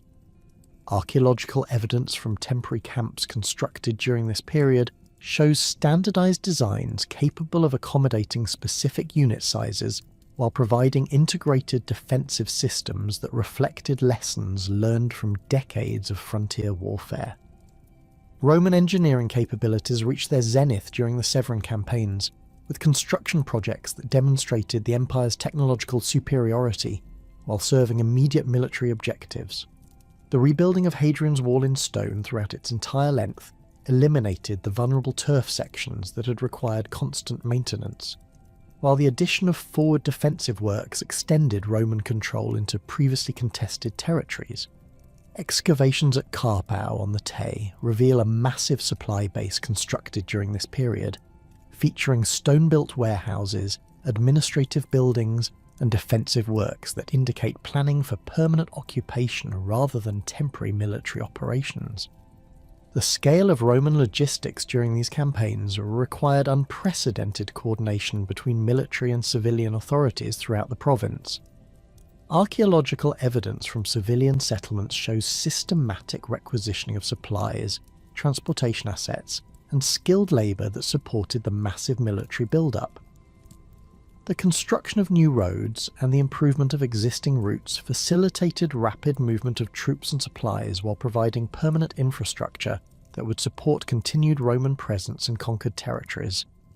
Caledonian responses to intelligence reports of Roman preparations revealed the sophisticated political and military organisation that had evolved during decades of resistance warfare. The confederation assembled under the joint leadership of Argentacoxus of the Caledonii and an unnamed war chief of the Maeotai represented the most extensive tribal alliance ever achieved in northern Britain. Archaeological evidence from major hill forts during this period shows intensive weapon production and food storage activities that indicate systematic preparation for sustained resistance against overwhelming odds. The coordination required for effective Caledonian resistance involved complex negotiations between tribal groups whose traditional territories spanned the entire highland region from the Forth to the far north. Archaeological evidence suggests the establishment of standardized weapon designs and tactical procedures that transcended traditional tribal boundaries, indicating central coordination of military planning and resource allocation. The distribution of similar pottery styles and metalwork across wide geographical areas during this period reflects the logistical networks necessary for supporting large-scale military operations. Caledonian defensive preparations incorporated lessons learned from previous encounters with Roman forces while adapting traditional highland warfare techniques to counter the superior numbers and equipment of the Severan expedition. Rather than concentrating forces in major hill forts that could be isolated and besieged by Roman engineers, tribal leaders dispersed their warriors among numerous smaller strongholds that could provide mutual support while avoiding decisive engagement with superior Roman formations. Archaeological evidence from sites like Dunlegaide shows modifications to existing defences that emphasise concealment and rapid evacuation rather than prolonged resistance. The development of coordinated intelligence networks enabled Caledonian leaders to monitor Roman movements and coordinate their responses across the entire theatre of operations. These information systems relied heavily on civilian populations who maintained normal agricultural activities while secretly observing Roman installations and troop movements. The effectiveness of these networks becomes apparent through analysis of Roman casualties during the campaigns, which consistently occurred in locations where Caledonian forces had achieved tactical surprise through superior intelligence. The opening phase of the Severan campaigns during the summer of 208 AD demonstrated the overwhelming superiority of Roman logistics and engineering capabilities when properly supported and coordinated. Roman forces advanced simultaneously along multiple axes, constructing permanent fortifications at regular intervals while maintaining secure supply lines that could not be effectively interdicted by Caledonian raiders. The speed of this advance, documented through archaeological evidence from temporary camps, exceeded all previous Roman penetrations into highland territory. Roman tactical innovations during this campaign reflected careful analysis of previous failures and systematic adaptation to highland warfare conditions. The extensive use of auxiliary units in advance guard and flanking roles reduced Roman dependence on heavy infantry formations that had proven vulnerable to Caledonian ambush tactics. Archaeological evidence from battle sites during this period shows increased deployment of missile weapons, including artillery pieces that could provide suppressive fire during river crossings and assault operations. The brutal nature of Roman operations during the Severan campaigns exceeded all previous levels of violence and destruction inflicted upon Caledonian communities. Archaeological evidence from civilian settlements throughout the highlands shows systematic destruction during this period, with burned buildings, scattered human remains, and abandoned tool caches that indicate hasty evacuation under military pressure. The scale of this destruction suggests deliberate Roman policy aimed at eliminating the economic base that supported Caledonian resistance, rather than simply defeating enemy military forces. Roman scorched earth tactics during these campaigns targeted agricultural resources, livestock and food storage facilities that sustained highland communities through winter months. Archaeological evidence from granary sites shows systematic destruction of stored grain supplies, while animal bone deposits indicate large-scale slaughter of cattle and sheep that represented generations of accumulated wealth. These operations forced Caledonian populations to choose between starvation and submission, representing a fundamental shift from traditional Roman preferences for incorporating conquered peoples into the imperial system. The psychological impact of Roman destructive capabilities extended far beyond immediate material losses to undermine the social and cultural foundations of Caledonian society. The systematic destruction of religious sites and ceremonial centres demonstrated Roman contempt for traditional beliefs, while eliminating the physical locations where tribal assemblies had traditionally gathered. Archaeological evidence from sites like the Sculptor's Cave shows deliberate defacement of carved symbols and ritual deposits, indicating Roman understanding of the cultural significance of these locations. Caledonian military responses to Roman scorched earth tactics required fundamental adaptations to traditional warfare methods and social organisation. The dispersal of populations into remote areas where Roman forces could not effectively operate necessitated abandonment of traditional settlement patterns and agricultural practices. Archaeological evidence from high-altitude sites during this period shows temporary occupation by large numbers of refugees who lacked the resources for permanent settlement but required protection from Roman military operations. The coordination of Caledonian resistance across such wide geographical areas, while maintaining operational security against Roman intelligence efforts, demonstrates remarkable organisational capabilities and leadership skills. The survival of resistance networks despite intensive Roman efforts at infiltration and disruption indicates sophisticated counterintelligence procedures and compartmentalized command structures that limited the damage caused by captured personnel or compromised operations. Seasonal warfare patterns during the Severan campaigns reflected both Roman logistical constraints and Caledonian tactical adaptations to sustained military pressure. Roman forces typically initiated major operations during late spring when improved weather conditions facilitated movement of heavy equipment and supplies, while Caledonian responses followed complementary patterns designed to maximise the effectiveness of limited resources against overwhelming odds. Archaeological evidence suggests coordinated Caledonian attacks during winter months when Roman forces were concentrated in permanent bases and vulnerable to supply interdiction. The impact of prolonged warfare on Roman military effectiveness became increasingly apparent as the campaigns extended through multiple seasons without achieving decisive results.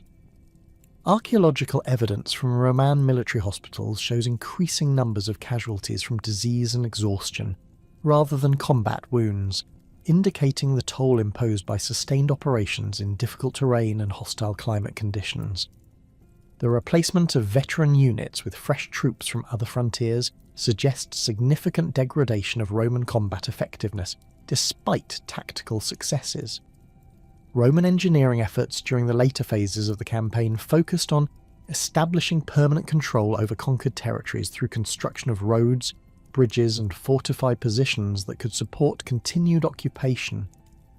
The massive fortress at Carpau represents the most ambitious of these projects, designed to serve as the administrative centre for a new province that would encompass all of northern Scotland. Archaeological evidence from this site shows planning for civilian settlement and economic development that indicates Roman confidence in achieving permanent conquest. The diplomatic dimensions of the Severan campaigns involve complex negotiations between Roman officials and tribal representatives regarding terms for submission and integration into the imperial system.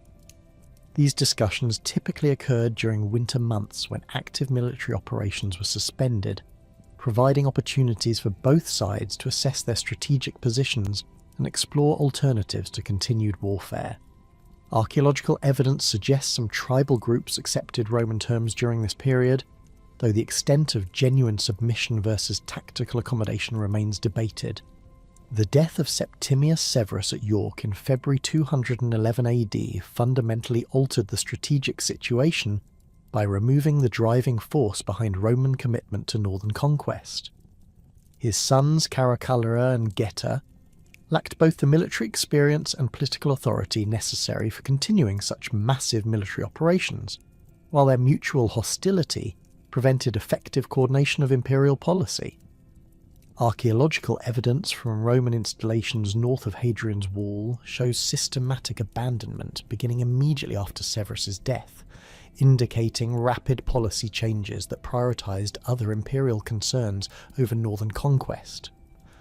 The withdrawal of Roman forces from advanced positions during 211-212 AD provided Caledonian survivors with opportunities to reoccupy traditional territories and begin reconstruction of their shattered communities.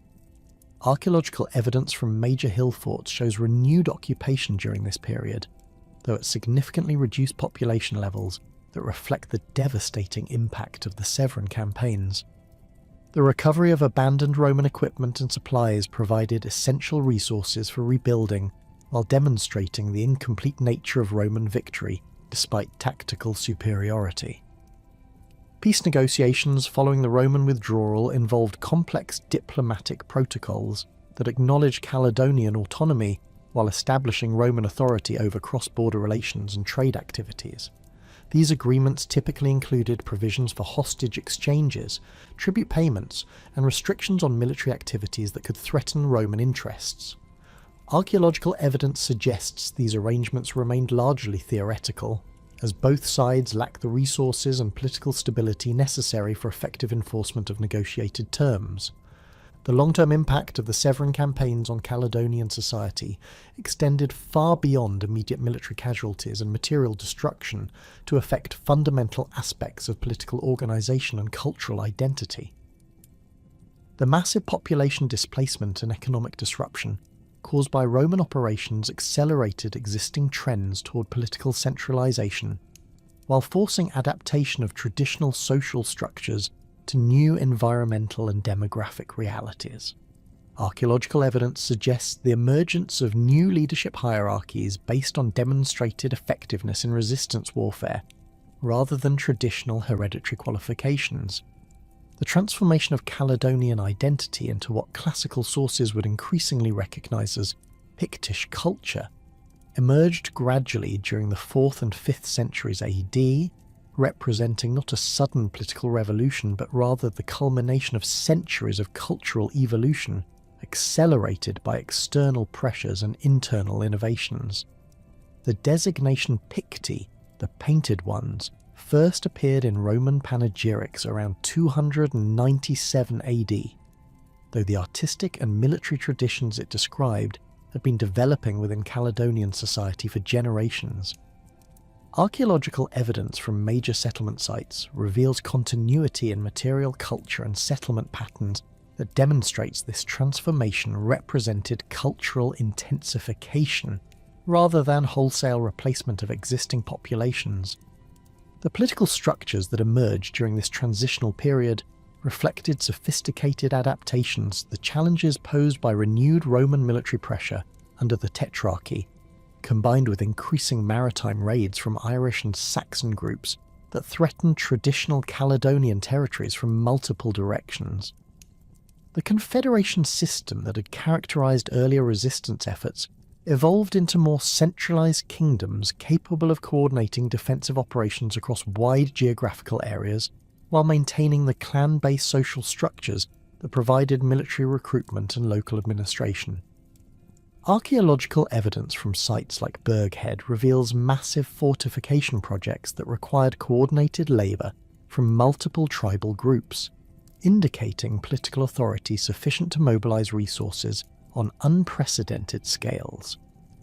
The emergence of recognisable Pictish kingdoms during the 4th century involved complex processes of territorial consolidation that built upon earlier Caledonian foundations while adapting to new strategic realities. The northern Picts, centred in territories extending from the Mouth to Caithness, developed political institutions that combined traditional clan leadership with innovative administrative structures capable of supporting permanent military forces and specialised craft production. Archaeological excavations at Rhynie in Aberdeenshire have revealed a major political centre dating to this period, featuring high-status residences, specialised workshops, and defensive works that indicate substantial population concentration and economic activity.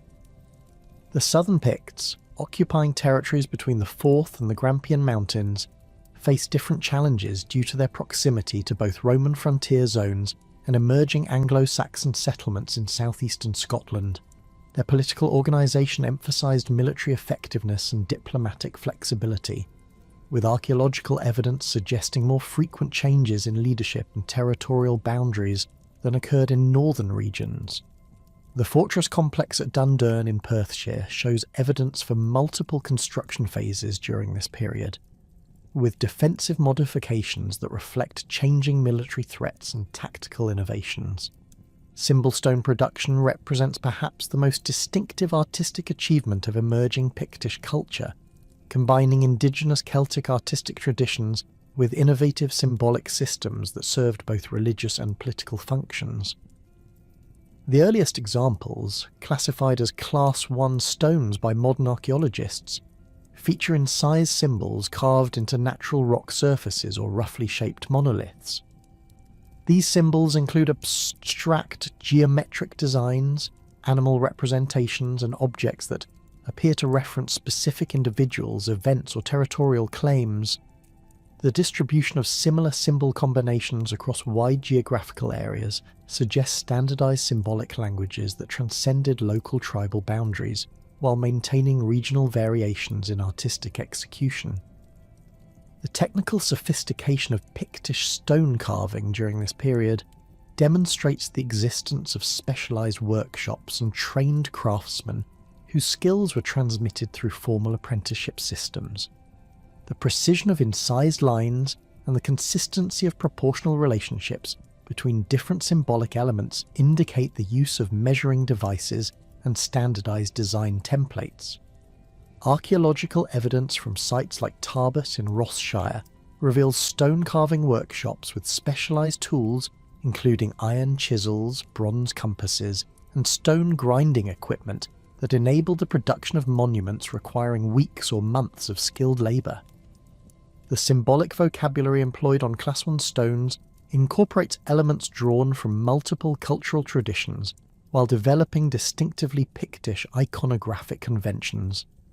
Animal symbols include representations of bulls, boars, stags, eagles, salmon, and dolphins that may reference clan totems, territorial boundaries, or seasonal ceremonial cycles. Abstract symbols such as the crescent and V-rod, double disc and Z-rod, and various geometric combinations appear to function as personal or dynastic emblems that identified specific individuals or family groups. The consistent association of particular symbol combinations across different sites suggests these monuments served legal or commemorative functions within Pictish society. Metalworking traditions during the early Pictish period demonstrate remarkable continuity with earlier Caledonian craftsmanship, while incorporating new techniques and decorative motifs that reflected changing cultural preferences and external influences. Archaeological deposits from major settlement sites reveal sophisticated bronze-working capabilities that produced both utilitarian objects and high-status ceremonial items. The development of distinctive penannular brooches with elaborate terminal decorations shows the integration of Germanic and Celtic artistic influences within indigenous production traditions.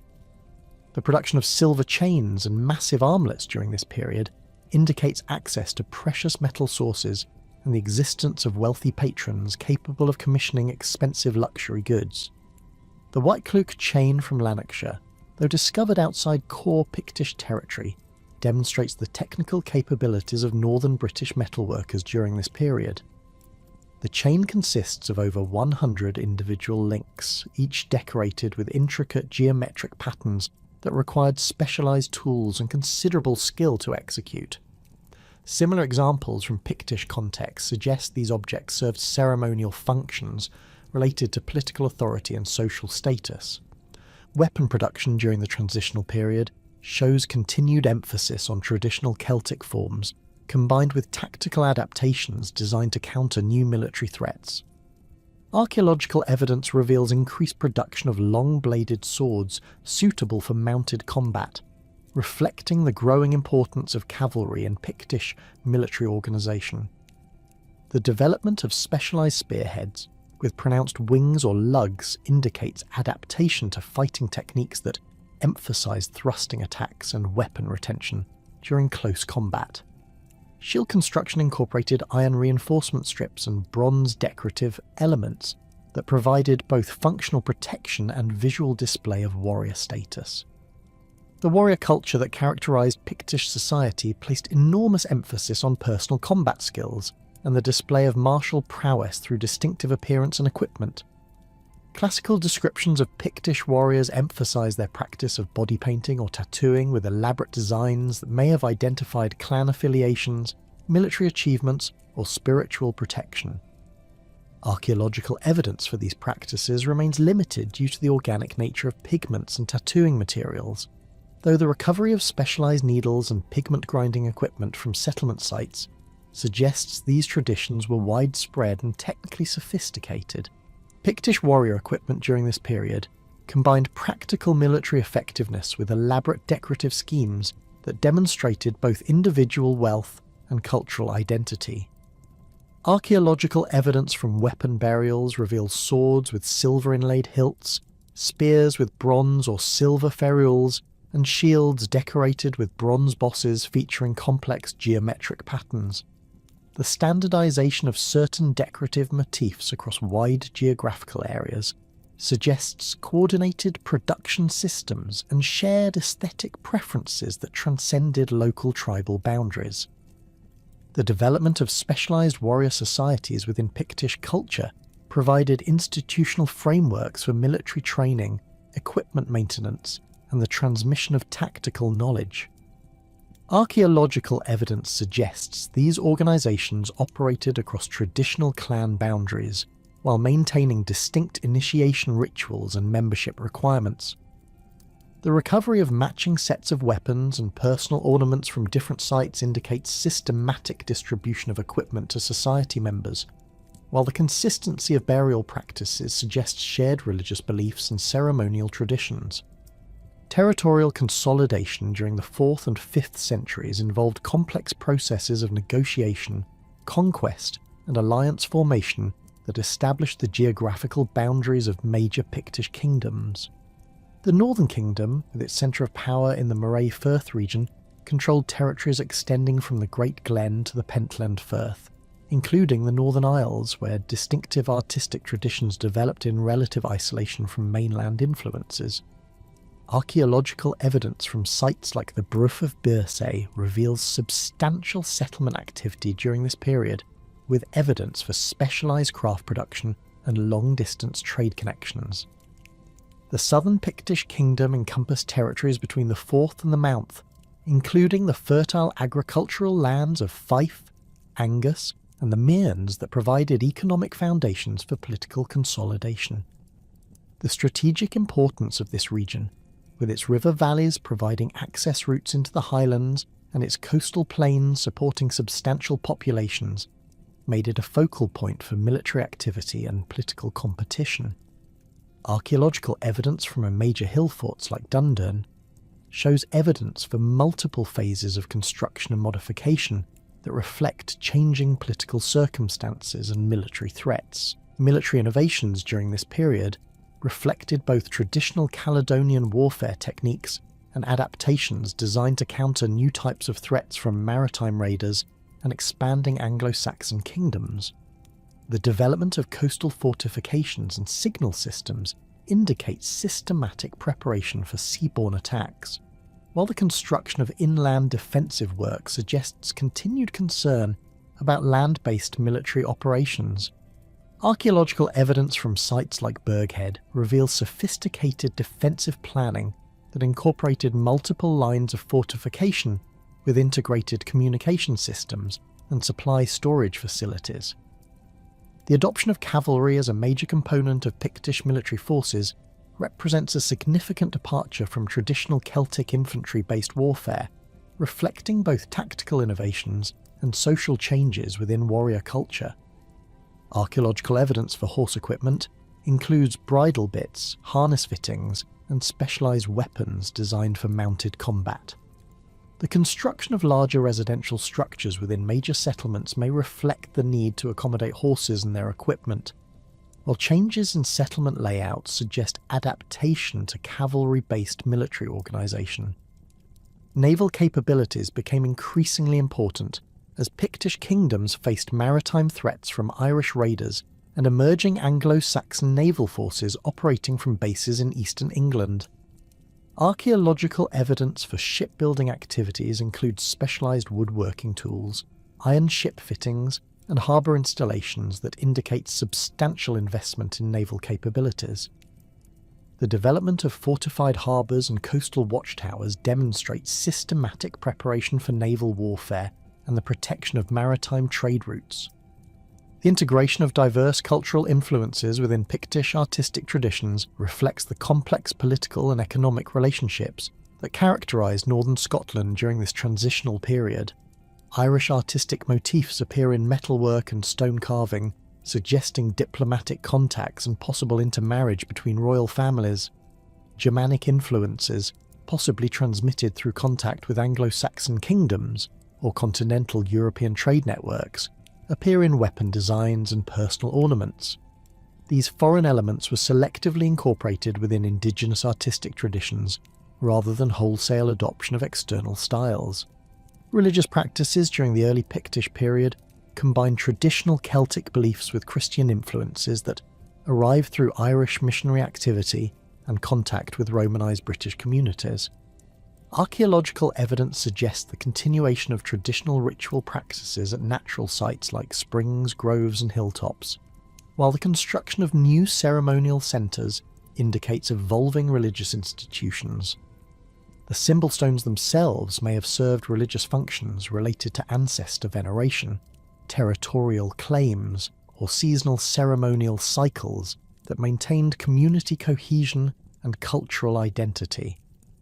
The role of Druids within Pictish society appears to have evolved significantly during this period, with their traditional functions as judges, teachers, and ritual specialists adapted to serve the administrative needs of emerging kingdoms.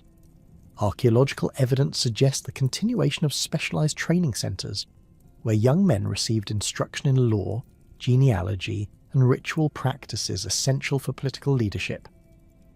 The preservation of oral traditions through memorization and recitation remained crucial for maintaining cultural continuity despite external pressures and internal political changes. Settlement patterns during the Pictish emergence period show significant evolution from earlier Caledonian traditions while maintaining fundamental organisational principles based on kinship groups and territorial control. The development of nucleated villages replaced many dispersed farmsteads, providing enhanced security and facilitating specialised craft production. Archaeological evidence from sites like Howe in Orkney reveals planned settlement layouts with integrated defensive features and specialised activity areas that indicate central planning and coordination. The construction of souterrains reached its peak during this period, with underground storage chambers becoming increasingly sophisticated in design and construction. These installations provided secure storage for grain, metalwork, and other valuable materials while serving potential refugee functions during military emergencies.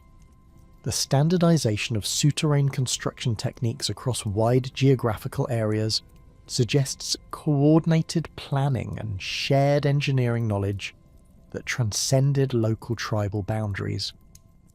Agricultural intensification during this period supported larger populations while providing economic foundations for political consolidation and military expansion. Archaeological evidence shows expansion of cultivated areas into previously marginal lands, improvement of drainage systems, and development of new crop varieties suited to highland conditions.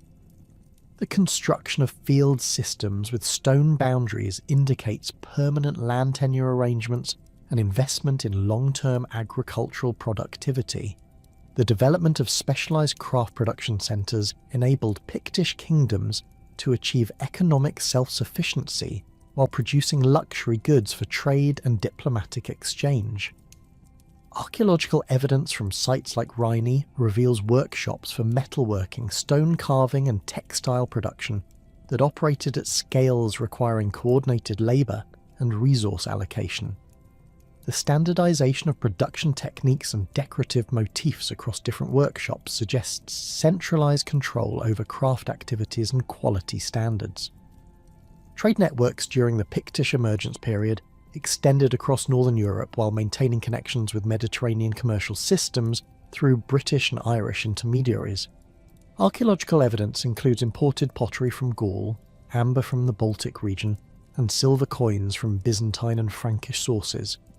The development of standardized weight systems and the production of distinctive Pictish silver chains suggest sophisticated commercial practices and monetary systems that facilitated long-distance trade relationships. The consolidation of Pictish political authority during the 6th century witnessed the emergence of powerful kingdoms that transformed the scattered tribal confederations of earlier centuries into centralized monarchies capable of projecting military force across vast territories and maintaining diplomatic relations with emerging powers throughout Britain and Ireland.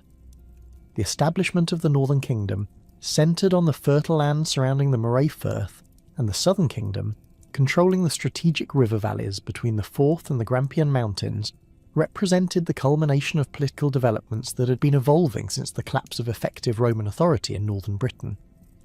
Archaeological evidence from Burghead reveals the scale of royal authority during this period, with massive defensive works enclosing nearly 12 acres of fortified settlement that required coordinated labour from thousands of workers over multiple construction seasons. The site's triple rampart system, constructed using vitrified stone techniques that fused granite blocks into impenetrable barriers, demonstrates engineering capabilities that could only have been marshalled through centralised political control. Within these defences, excavations have uncovered workshops for bronze casting, iron smithing and stone carving that produced luxury goods and ceremonial objects distributed across wide geographical areas as symbols of royal patronage and political alliance. The emergence of high kings who claimed authority over multiple subordinate rulers reflects the adoption of hierarchical political structures that drew inspiration from both Irish and Anglo-Saxon models, while maintaining distinctively Pictish characteristics. These paramount rulers established their authority through successful military campaigns, strategic marriage alliances, and the patronage of religious institutions that provided legitimacy for their expanded territorial claims. Archaeological evidence from major royal centres shows the construction of impressive residential complexes featuring stone-built halls capable of accommodating hundreds of retainers during ceremonial gatherings and political assemblies. Succession practices within Pictish kingdoms followed matrilineal principles that distinguished them from the patrilineal systems employed by neighbouring Celtic and Germanic peoples. Royal authority passed through the female line, with kings typically succeeded by their sisters' sons rather than their own male offspring. This system created complex genealogical networks that connected ruling families across different kingdoms while providing multiple potential claimants for vacant thrones. Archaeological evidence for these succession practices appears in the form of royal burial sites that include high-status female interments with regalia and grave goods indicating their crucial role in legitimizing political authority. The practical implementation of matrilineal succession required sophisticated record-keeping systems that track genealogical relationships across multiple generations and geographical regions. Pictish nobles maintained detailed oral traditions that preserved the lineages of royal women and their offspring, with specialised bards and genealogists responsible for memorising and reciting these crucial political documents during succession disputes and ceremonial occasions. The symbol stones produced during this period may have served as permanent records of these genealogical claims, with specific symbol combinations identifying particular royal lineages and their territorial rights. Royal centres during the mature Pictish period combined residential, administrative, and ceremonial functions within fortified complexes that demonstrated both military power and cultural sophistication. Excavations at Rhynie have revealed a major royal site featuring multiple phases of construction spanning several centuries, with evidence for specialised workshops, storage facilities, and residential areas that housed substantial populations of craftsmen, warriors, and administrative personnel. The discovery of imported pottery, glass vessels, and metalwork from continental Europe indicates these centres served as focal points for long-distance trade networks that brought luxury goods and exotic materials to Pictish royal courts.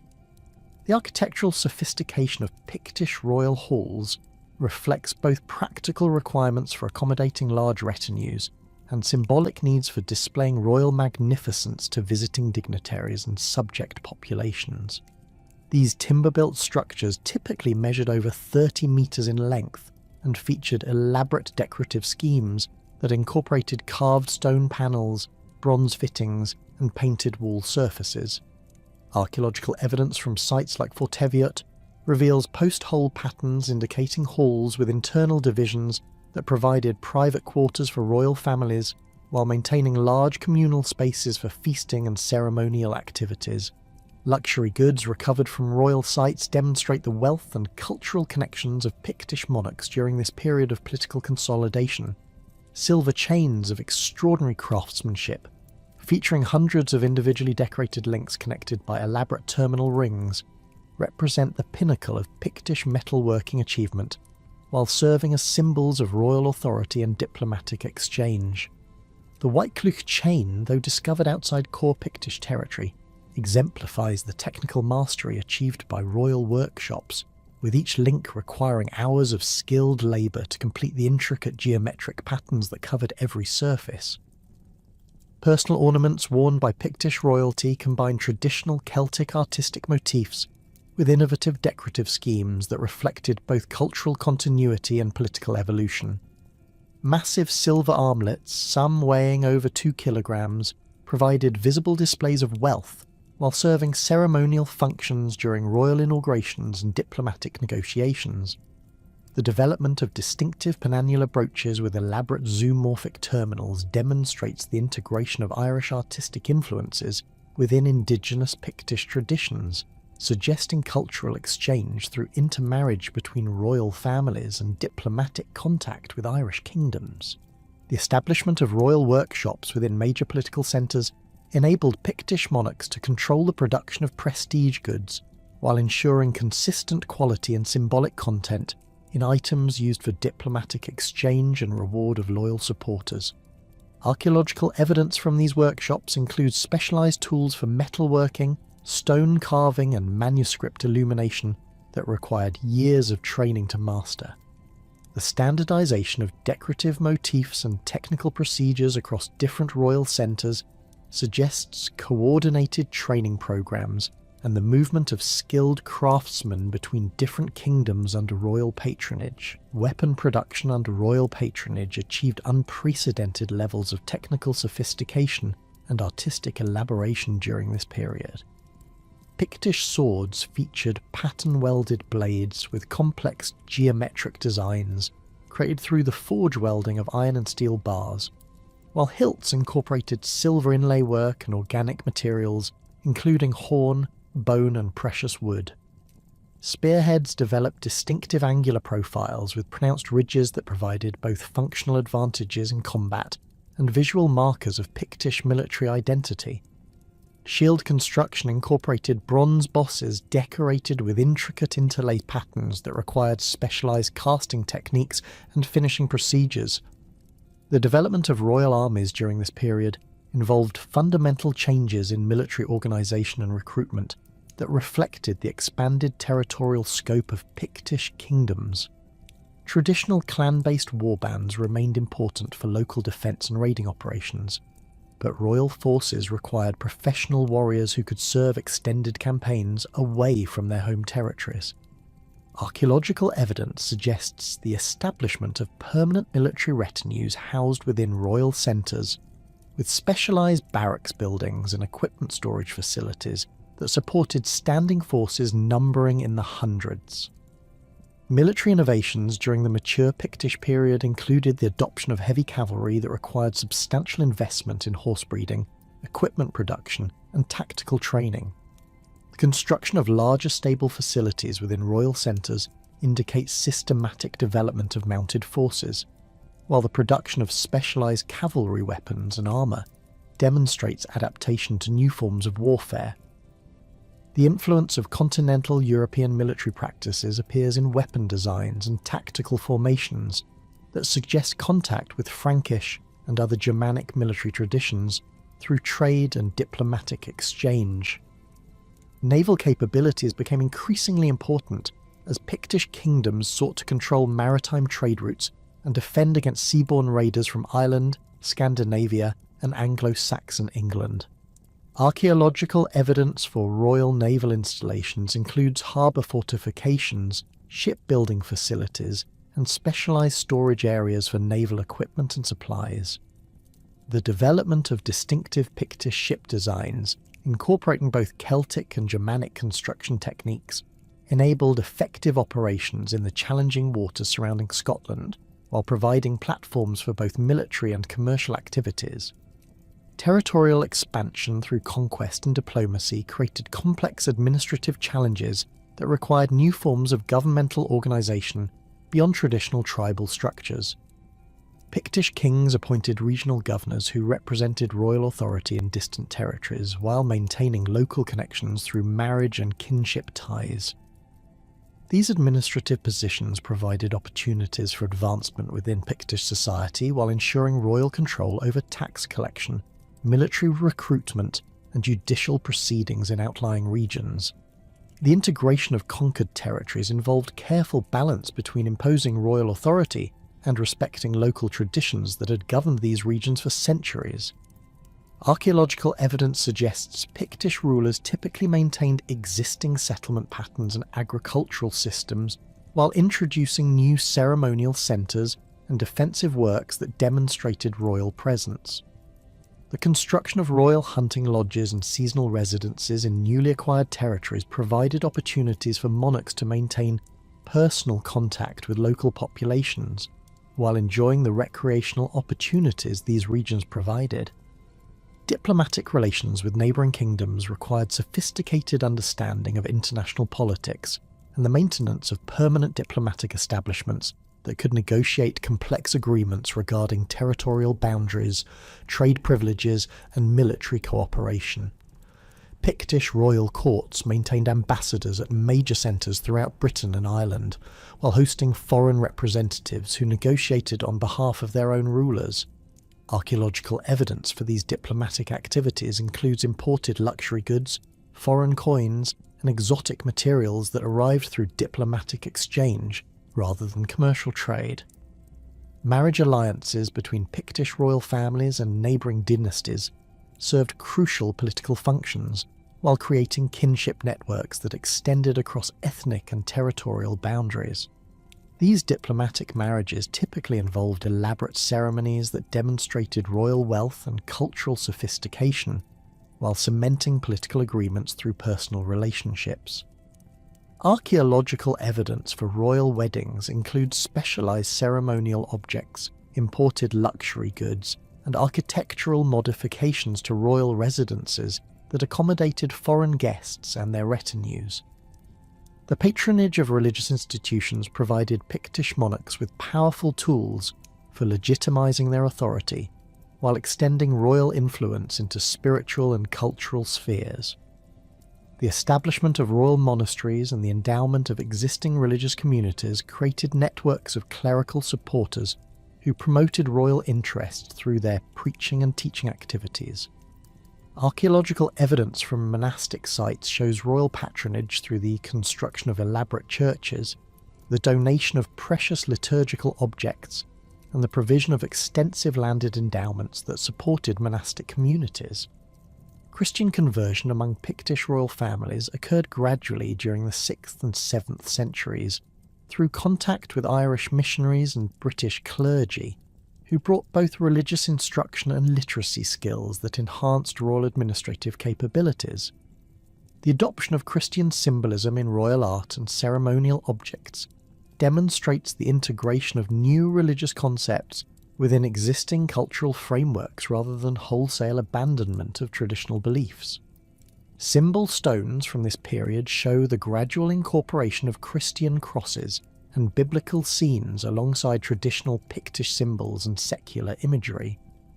The development of written records within Pictish royal administrations represents a fundamental shift from purely oral traditions toward documentary systems that could support more complex governmental functions.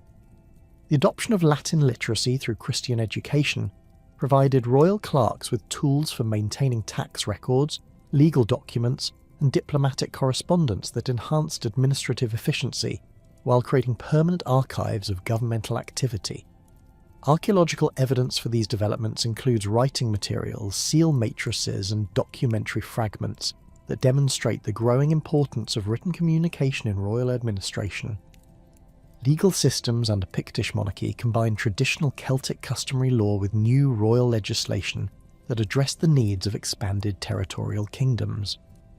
Royal courts served as final arbiters in major legal disputes, while local assemblies continued to handle routine matters according to traditional procedures.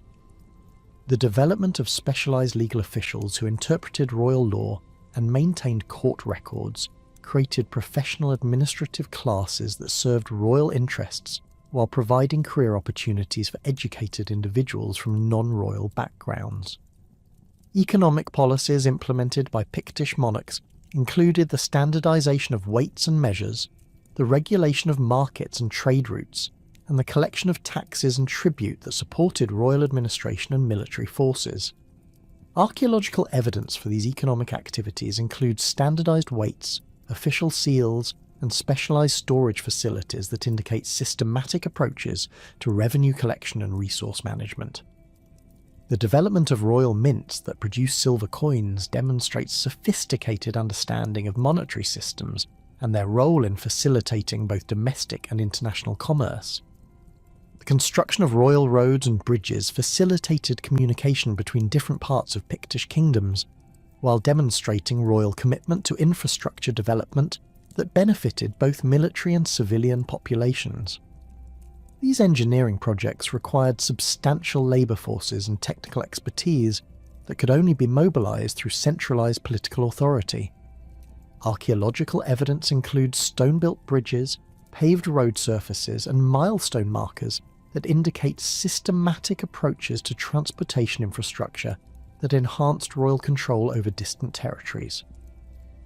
Cultural patronage by Pictish monarchs extended beyond religious institutions to include support for secular artistic production, scholarly activities, and entertainment that enhanced royal prestige while preserving and developing Pictish cultural traditions.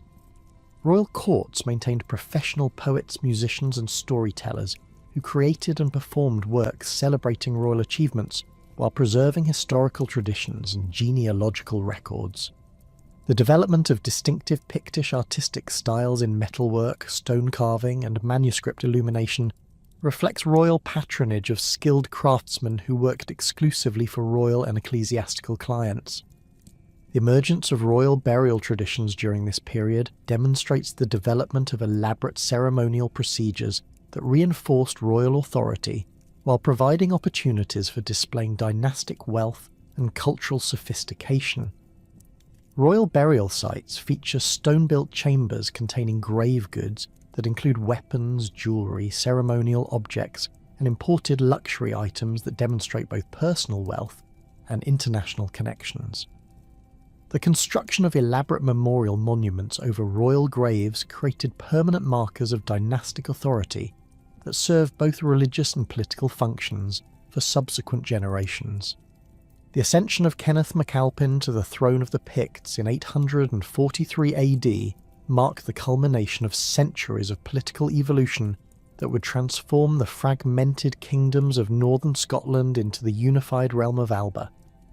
Kenneth's claim to Pictish kingship through his mother's lineage represented the final triumph of matrilineal succession principles that had governed Pictish royal inheritance for generations, while his simultaneous rule over the Scots of Dalriada demonstrated the complex diplomatic and military manoeuvring that characterised 9th century Scottish politics. Archaeological evidence from Forteviot, where Kenneth established his principal royal residence, reveals massive construction projects undertaken during his reign, including the expansion of existing defensive works and the construction of new ceremonial buildings that could accommodate the enlarged royal court required for governing the expanded kingdom. The political unification achieved under Kenneth MacAlpin involved careful integration of existing Pictish administrative structures with Scottish governmental traditions, creating hybrid institutions that preserve local autonomy while establishing centralised royal authority.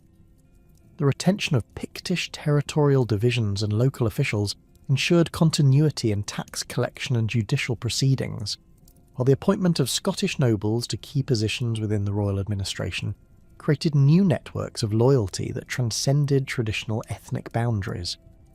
Archaeological evidence from major administrative centres shows continued occupation and expansion during this transitional period, indicating successful preservation of existing governmental infrastructure rather than wholesale replacement of Pictish institutions.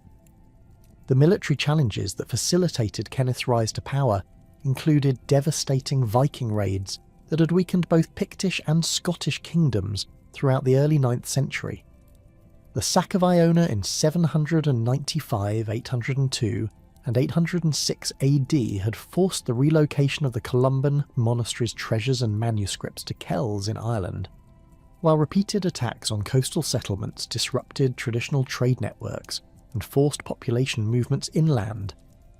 Archaeological evidence from sites like St Andrews shows hasty fortification works constructed during this period, with earthen ramparts and timber palisades built around existing ecclesiastical centres to provide protection against seaborne raiders who could strike without warning along the extensive Scottish coastline. Kenneth's response to the Viking threat involved strategic innovations that drew upon both Pictish and Scottish military traditions, while adapting to the new tactical challenges posed by highly mobile raiding forces.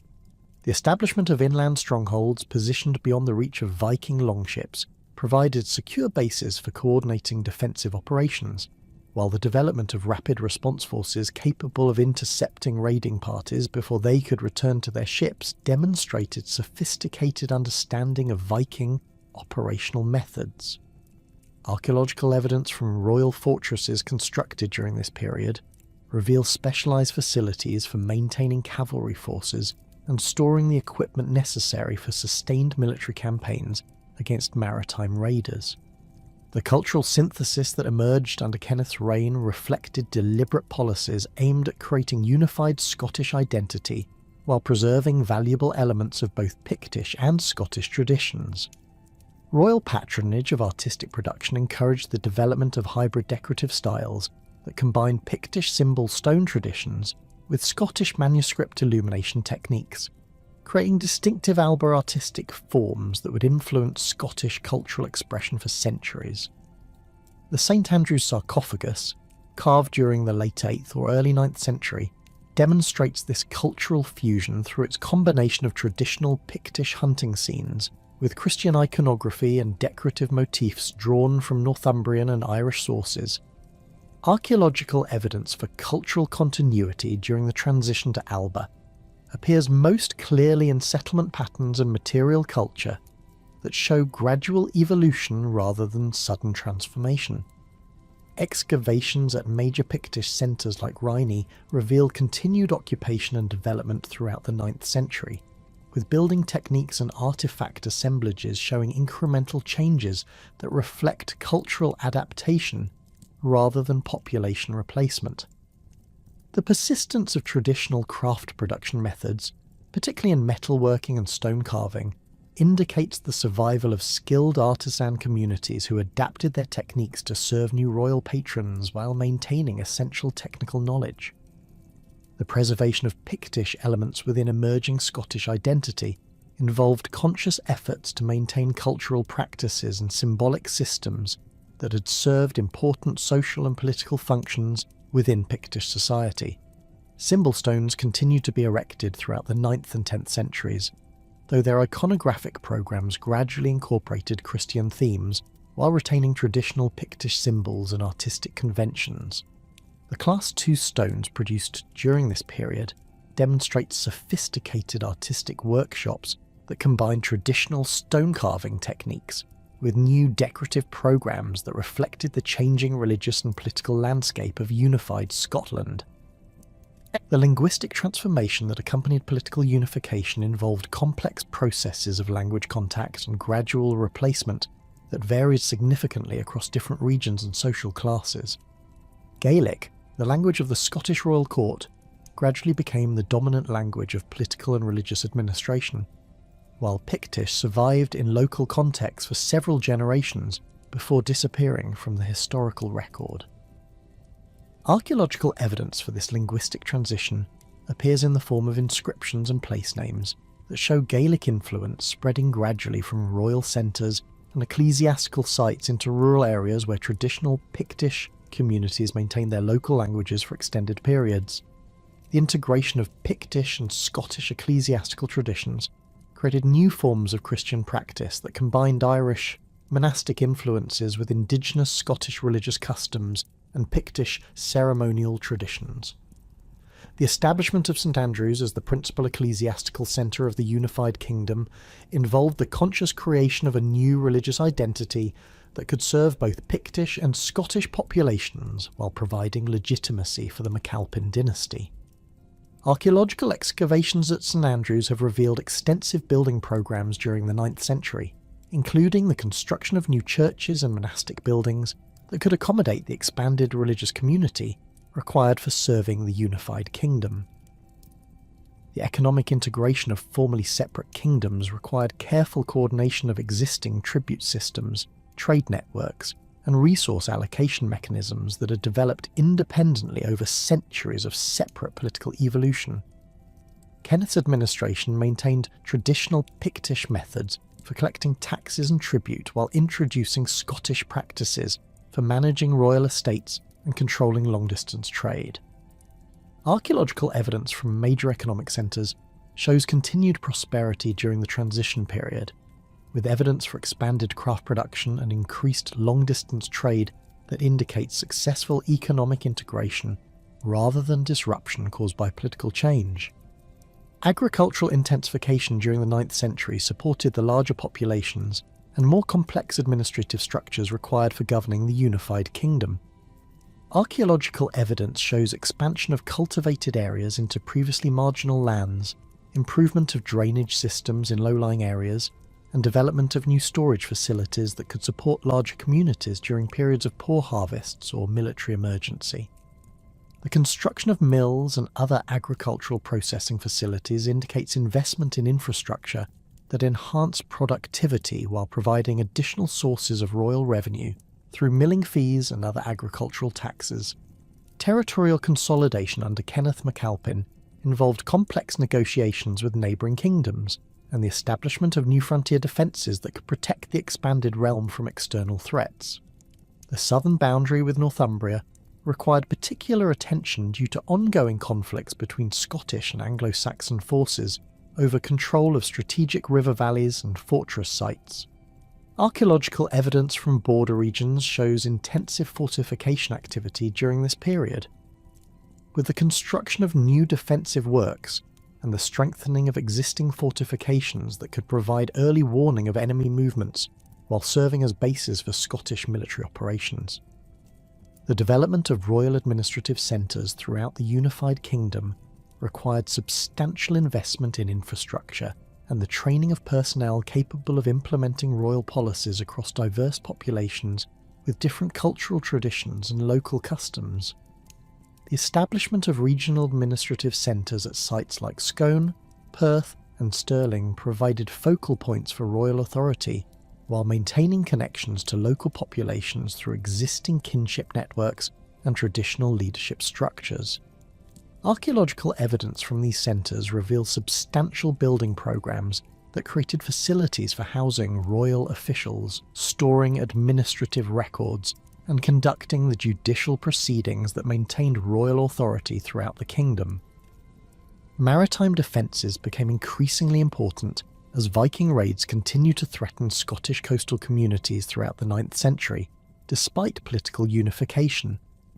The development of coastal fortifications and early warning systems enabled more effective responses to seaborne threats, while the construction of harbours and naval facilities provided bases for Scottish ships that could intercept Viking raiders before they reached vulnerable coastal settlements. Archaeological evidence from coastal sites shows systematic fortification efforts that created integrated defensive networks capable of coordinating responses to maritime threats across wide geographical areas. The preservation of Pictish legal traditions within the unified Scottish legal system ensured continuity in local judicial procedures while establishing royal authority over major legal disputes and criminal proceedings. Traditional Pictish assemblies continue to function at local levels, handling routine legal matters according to customary procedures that had governed these communities for generations. Archaeological evidence for these legal institutions includes assembly sites and specialised buildings that serve judicial functions, demonstrating the successful integration of different legal traditions within the expanding Scottish governmental system. Cultural exchange between formerly separate populations accelerated during the 9th century as political unification created new opportunities for interaction between Pictish and Scottish communities. Intermarriage between noble families from different ethnic backgrounds created kinship networks that transcended traditional boundaries while facilitating cultural transmission and adaptation. Archaeological evidence for this cultural mixing appears in burial practices that combine elements from different traditions, settlement patterns that show integrated communities, and material culture that reflects hybrid cultural identities. The development of new ceremonial traditions that could serve the unified kingdom required careful balance between maintaining respect for existing customs and creating new rituals that reflected the changed political circumstances. Royal inauguration ceremonies incorporated elements from both Pictish and Scottish traditions, while introducing new symbolic elements that emphasised the unity of the expanded kingdom. Archaeological evidence for these ceremonial innovations includes specialised ceremonial objects and architectural features that served ritual functions within royal centres and major ecclesiastical sites. Artistic patronage under the MacAlpin dynasty encouraged the development of distinctive Alba artistic traditions that would influence Scottish cultural expression for centuries. Royal workshops produced manuscripts, metalwork and stone sculpture that combined technical excellence with innovative iconographic programs reflecting the cultural synthesis achieved through political unification. The Book of Kells, though produced in Ireland, demonstrates the artistic capabilities of Celtic workshops during this period and provides insight into the sophisticated artistic traditions that influenced Scottish cultural development. The legacy of Caledonian resistance to Roman expansion became an important element in the emerging Scottish national identity, providing historical precedents for independence and military effectiveness that served the political needs of the MacAlpin dynasty. Medieval chroniclers drew upon oral traditions and written sources to create historical narratives that emphasised the continuity between ancient Caledonian warriors and contemporary Scottish military achievements.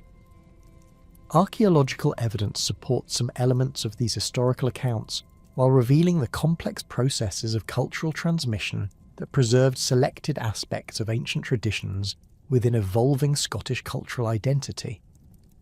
The transformation of Pictish symbol stone traditions during the 9th and 10th centuries demonstrates the gradual adaptation of ancient cultural practices to serve new political and religious functions within the unified kingdom.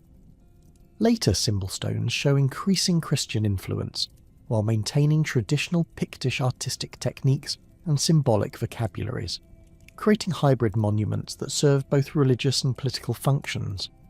These stones continue to mark territorial boundaries, commemorate important individuals, and provide focal points for community identity while adapting to the changing cultural landscape of Alba.